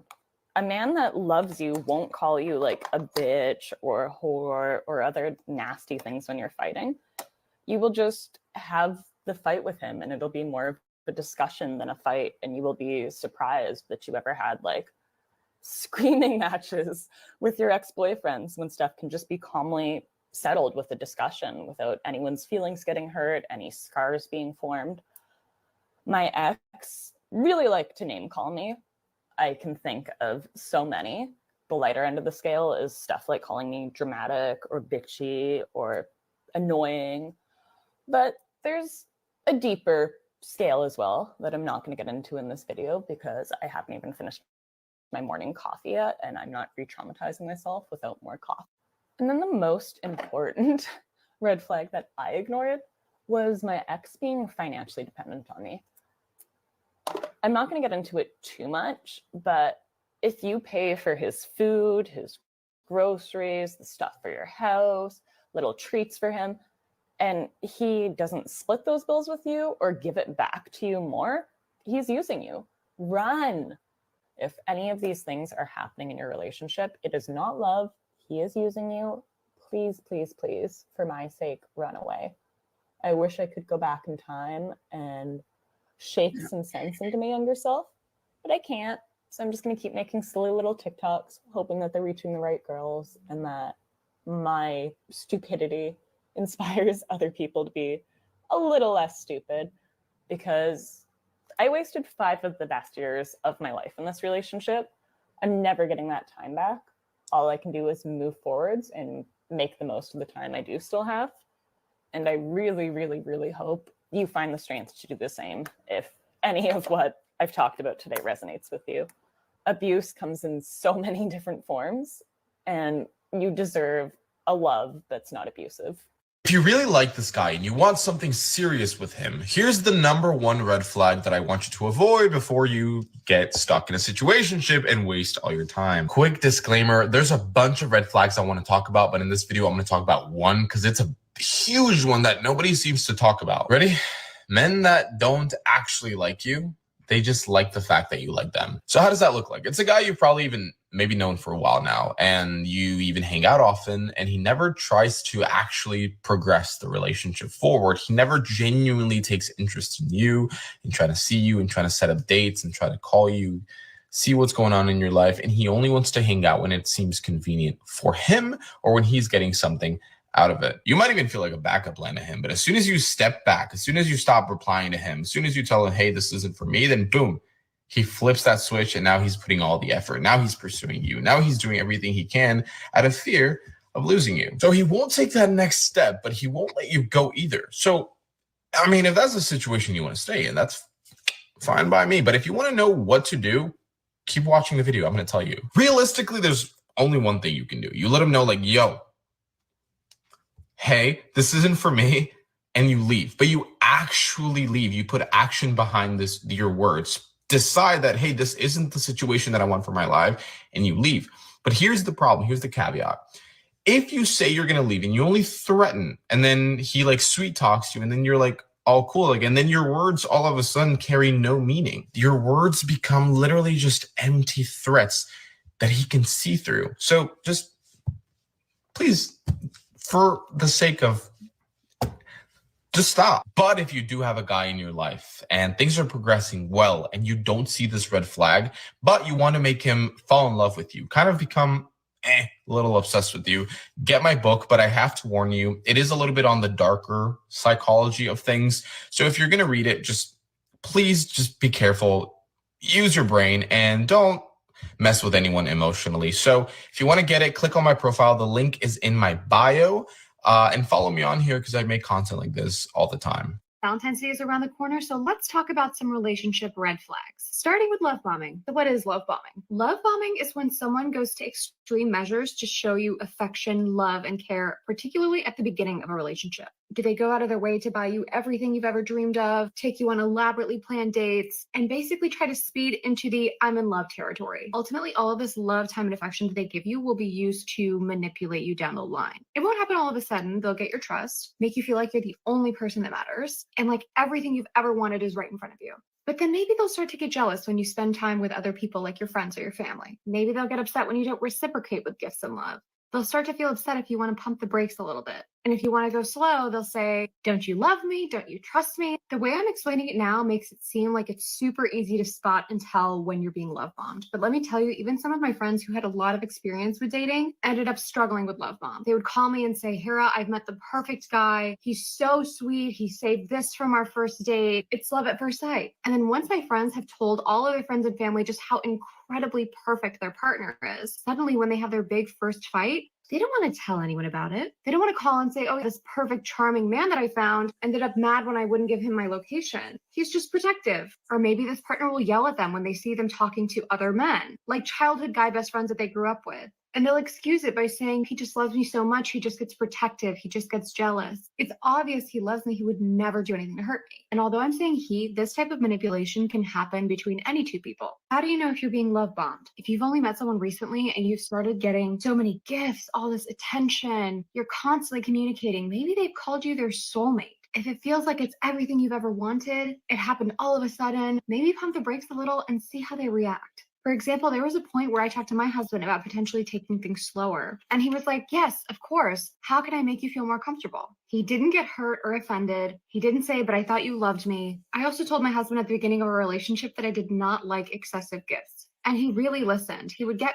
me little things here and there that were sweet and thoughtful, but never anything excessive that would make me feel uncomfortable. That was an example of a boundary that I had set up, and people that don't respect those boundaries, you need to be really cautious of. And another thing is if your friends and family feel concerned, have shared that maybe things are moving a little fast and it feels like it's just you and your partner against the world, that is a really dangerous feeling. Who is right? Hey, Nick. Movies in the moment, but your friends and family are people who love and care about you. If they genuinely saw you happy and didn't see anything wrong with it, why would they be a Debbie Downer, right? I would love everyone to find the partner of their dreams, but let me tell you, that partner would not love bomb you. If Valentine's Day comes up, look out for those signs with you and your friends. Stay safe and don't love bomb anyone else. Love you, bye. Should you run at the first red flag? Let's talk about it. Yes, however, there is a caveat to this. If you are dating someone who is aware of their toxic behaviors and they're actively seeking professional support around these behaviors, then you can give this person a shot as long as you have strong personal boundaries within the relationship. However, most people are not aware of their red flag behaviors. And if this is the case, you need to claim more for yourself and you need to get out of the relationship before you actually see how red this red flag can get. What are your thoughts? Comment below and let me know. Truth is the hell that is we right? always see that red flag. We always see it, but then we choose to ignore it. So I was in a 4 years relationship, a relationship that lasted for 4 years. Looking at the length of the years, it shows that I got into that relationship when I was still a teenager. So I was still about 18 thereabouts. So looking back at that time, I realized that the red flags were there from the beginning. The red flags were there, but then we always ignore it until we finally break down. So many things he would do to me to make me feel less of myself. He will always say this: you're never going to find somebody like me. You're never going to find a man that is going to like you like me. You're never going to find somebody that is going to manage you like me. Like, I was trying so much to get validation from this person. And because of that, I always felt less of myself because he was not giving me that much validation.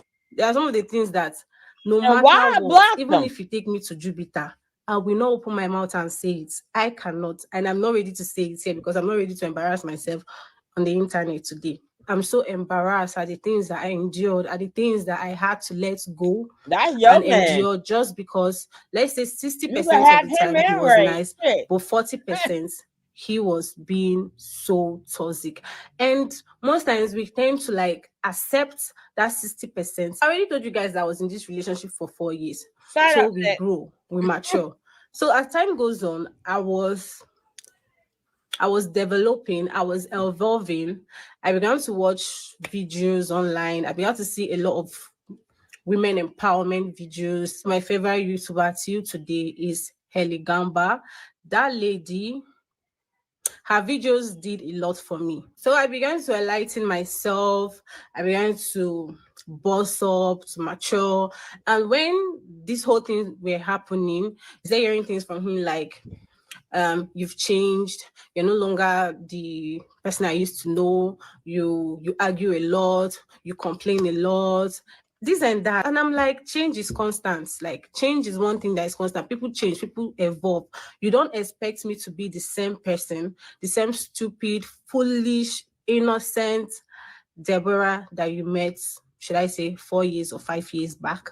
So for me to tell you guys that I was in this relationship, it means that I am no longer in this relationship. Then it was so hard to break it. It was so hard to break it because there were a lot of bonds in this relationship. It was so hard for me to come out from that relationship.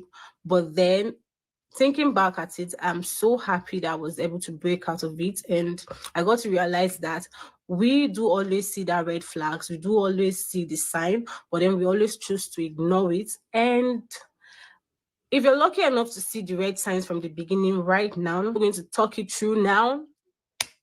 Sis, the straw is definitely going to break the camel's back, and you are definitely going to be broken by the time you're ready to leave that relationship. Way too comfortable. Nick brings little boys to the yard, and them like, it's better than yours. I say Nick brings little boys to the yard. We can't have nobody with Nick. Shoot, Jack, come on, him loving me.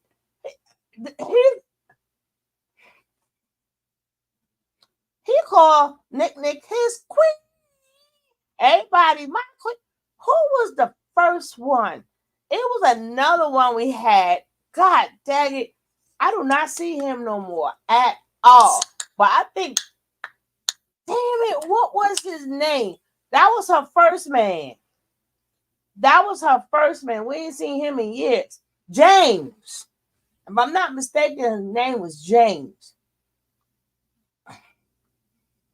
We ain't seen James in years. Nick probably done did him dirty. She done scared poor Johnny out, right?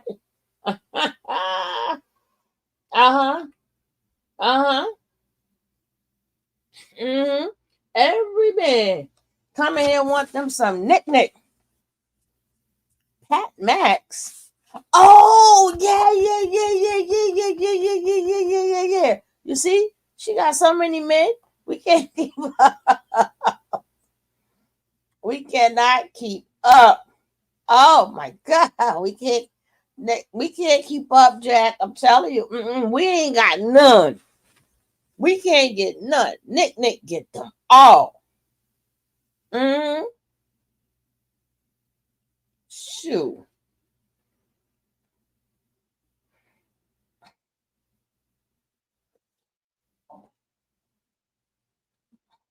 I be like that.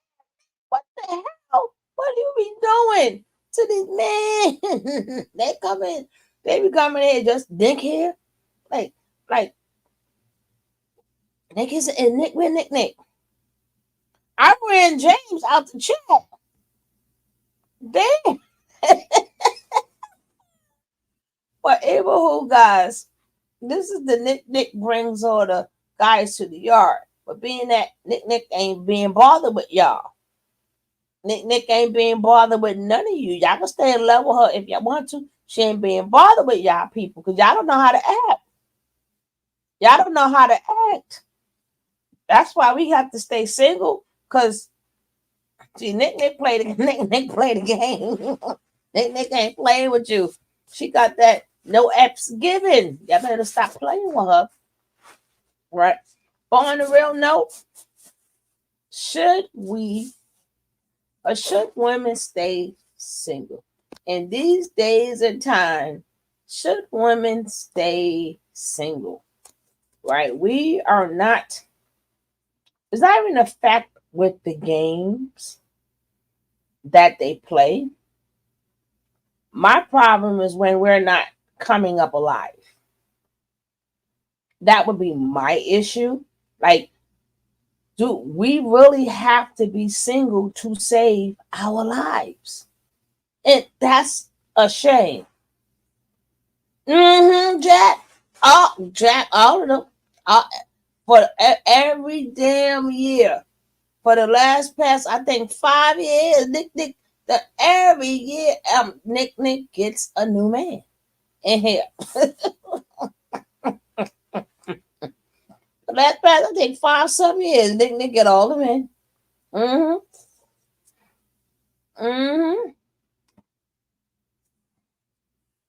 But on the serious note, should women stay single? Right? We keep talking about the red flags. We can even tell our story. But if we don't pass the knowledge along to kids, I don't mean teenagers. I mean, you got to get your daughters when they're young. You got to get your sons when they're young. Right? You have to enforce things like when they're about 4 and 5 years old.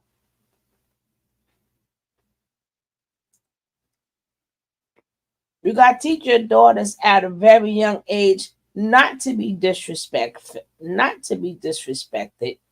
Things are not no joke. They were charged all over the. Nick is a liar. Ain't no YouTube streets. They chasing her ass on the YouTube street. If they don't block her, right?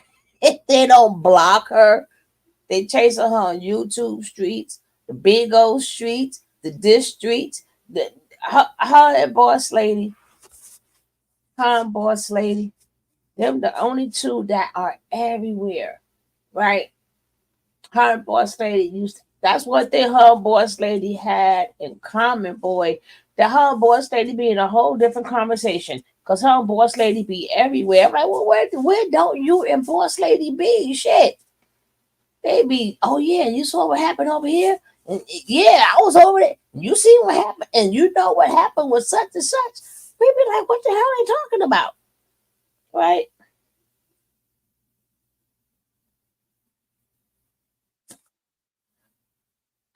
Till today, like I said, I don't know what's going on with Boss Lady.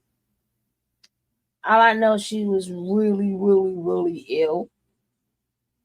And for her not to be anywhere,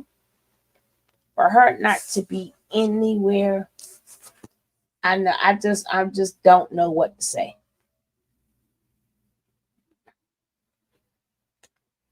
I really don't know what to say.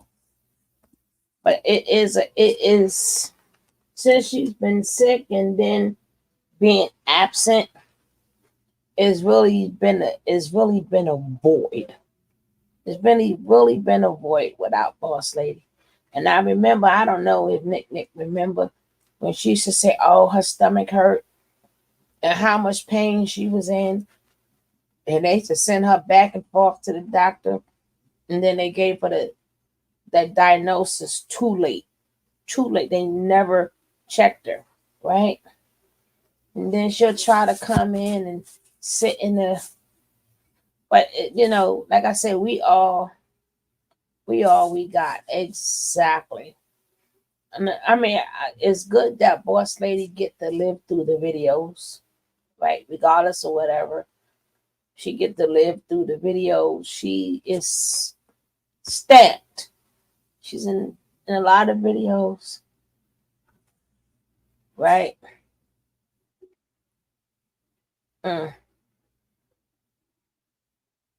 Bigo too. Yes, ma'am. They all over. They internet junkies.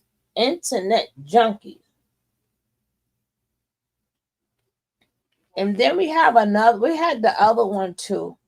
I hope she's doing fine. Hopefully what was her name? Oh, Ewen. We had a lot of good people here, right?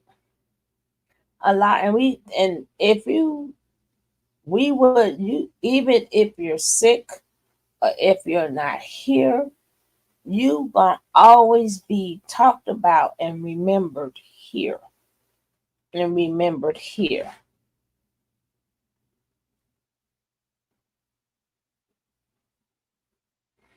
I did not explode. I am fairly happy and content. You got that right, girl. And you got that right.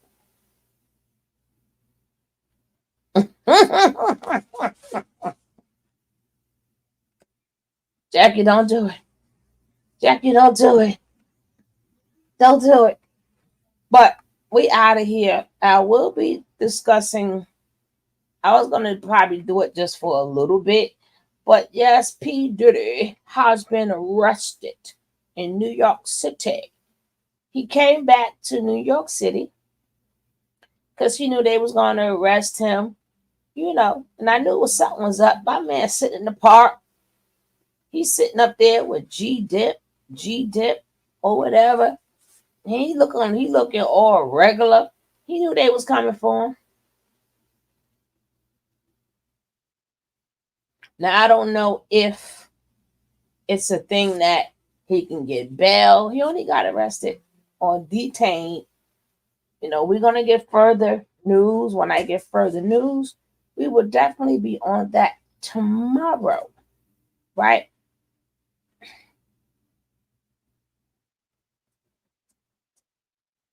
Yeah, I know. I heard about that all day too.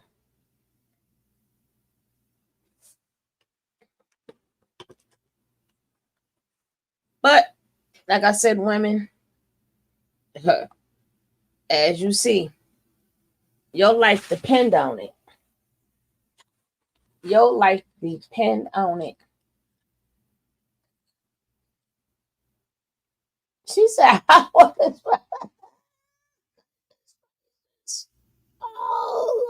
Lord. Y'all crazy. Y'all crazy. Yes, you is.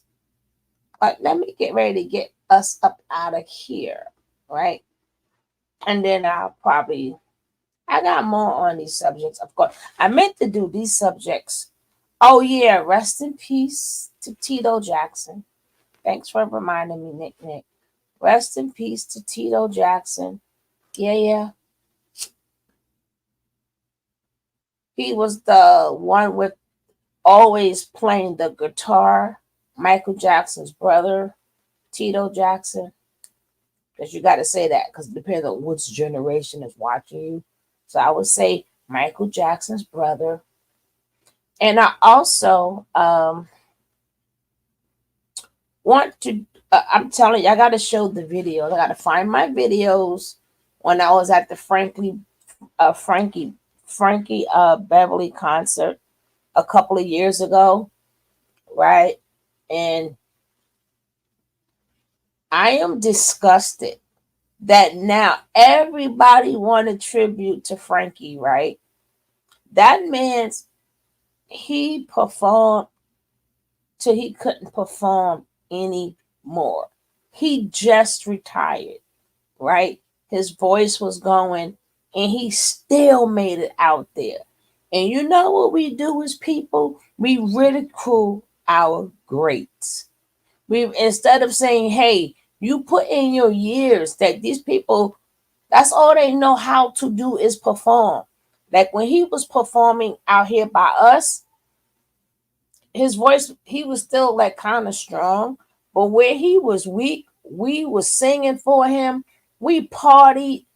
That man did the concert on his own. It usually like other acts. That man did it on his own. And I'm glad that I have everything on every song I have on video. I just pray that I can find them videos and I will show them. But now everybody all white out for Frankie Beverly. I think that I'm disappointed in people. I'm very disappointed. Right? This how we treat our great people. Just like how they, when they be talking about Smokey Robinson, like that man almost hitting 90, right? He 80 something years old, right? But what we do is we talk about each other. You know, no, they're not going to move the same and all this other stuff. But instead of enjoying the show, we talk about our great people. They're not going to hit the note themselves. James Earl Jones, another one, right? We've been getting hit, pow, pow, pow, pow, pow. We've been getting hit with some of our great people. We've been getting hit. So I'm going to definitely, yes, Angela. That's how I feel.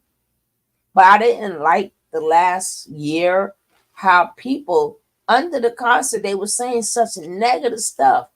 Even the entertainment business did not show. That man did not get the prop. They wait till the man passed away. Now everybody listen. Everybody want to do something with Frankie Beverly. Stop playing with that man. Stop playing with that man. Stop it. He should have always got. I remember when they did they waited to a BET, waited like 50 years to give this man an award. Did you see the response that he got? Very lukewarm. I'm like, oh, y'all been sampling this man's stuff. Y'all probably don't even know y'all been sampling this man's stuff. Because he has more than Before I Let Go. He has more songs than that. And they never gave that man his props. But he still went out there, performed. He's one of the men who gave it his all. Tito Jackson, another one who I think he was still performing with his brothers. Another one. These people, they get into this business and they give you their all. And we don't appreciate them. We do not appreciate them. Now, they want to start this big old riot. We're going to talk about that too on the other channel tomorrow. About the Kendrick Lamar and why they don't have Little Weezy. little Weezy ain't ready for the job. He's not ready for the job. But y'all made it seem like the Super Bowl is like 5 months away. Who's to say Weezy wasn't going to be there? But we as people can't help bringing each other down. We can't help bringing each other down. We can't help not supporting one another. All we do is tear each other down. Our youth tear down our elders. The youth tear down each other. That's all we do, and that's all we are known for, right? Even Michael Jackson, he was getting ready to do a new show. That man gave us his all since the age of 5 years old. Since the age of 5, giving us his all. Like Jesus.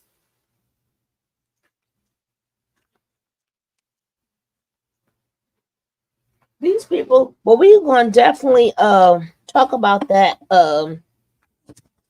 tomorrow. I'll probably do that on another channel. I keep forgetting I need my hours over there. And don't forget Tuesday. Don't forget Tuesday for Tuesday Blessings, right? We got our Tuesday Blessings Day. Make sure Jackie can make sure you put the link for Sugar Babes. Make sure you guys are there. If I'm not mistaken, it's 5 o'clock Eastern time. So I know I'm going to bed when I get there. I'm going to bed when I get there, damn it. But we gotta do better as people. We tear each other down. The men are tearing the women down, right? We could be against each other all we want, baby. And while they laughing at us being against each other, you think they care? Do you honestly think that they care if you is a Harvard student or 304? They don't care. We would never look how they want us to look. Even if we all are Harvard people and smart people and intelligent people and non-ghetto people, they still don't like you. Whoever don't like you still ain't gonna like you, damn it. You do bring down your own for what? For people who don't like you, they ain't gonna like you. They laughing at you because you're a sellout. Exactly. At 5 years old, he worked harder than most grown men.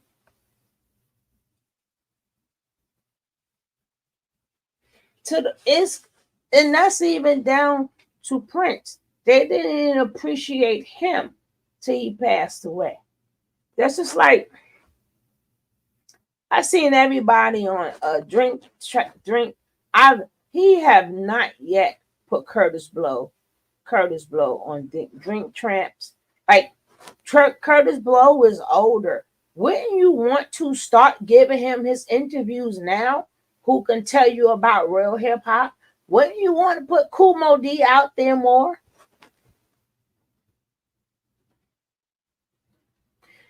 Well, we don't want to give them their flowers. I'm going to take us out in a second. I'm taking us out, Jackie.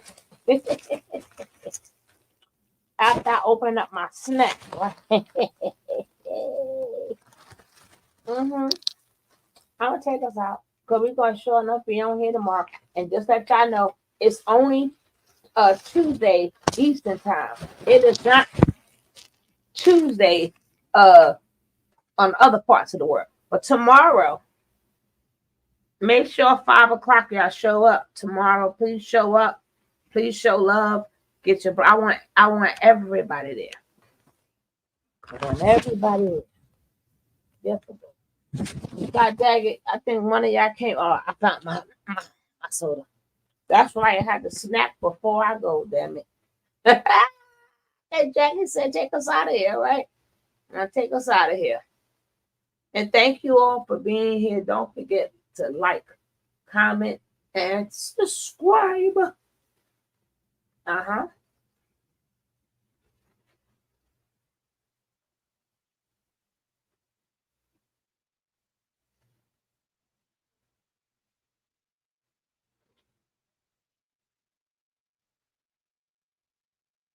In the land of real, there's a love that's true. Sugar love is her name, spread sweetness too. Her voice like velvet, smooth as a summer breeze. A podcast, the soundtrack to everybody's needs. Sugar love, she's the queen of soul. Place where the stories unfold. News and entertainment with a touch so sweet. She's the heart. Oh, happy birthday, Nicole! Happy birthday to you. I say every week it's gonna be Nicole's birthday. Everybody give Nicole a happy birthday. Goodbye. Covering stories, bringing light to what we see.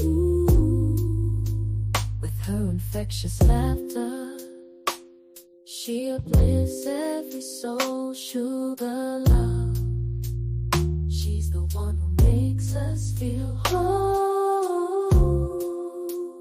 She's the one who makes us feel whole.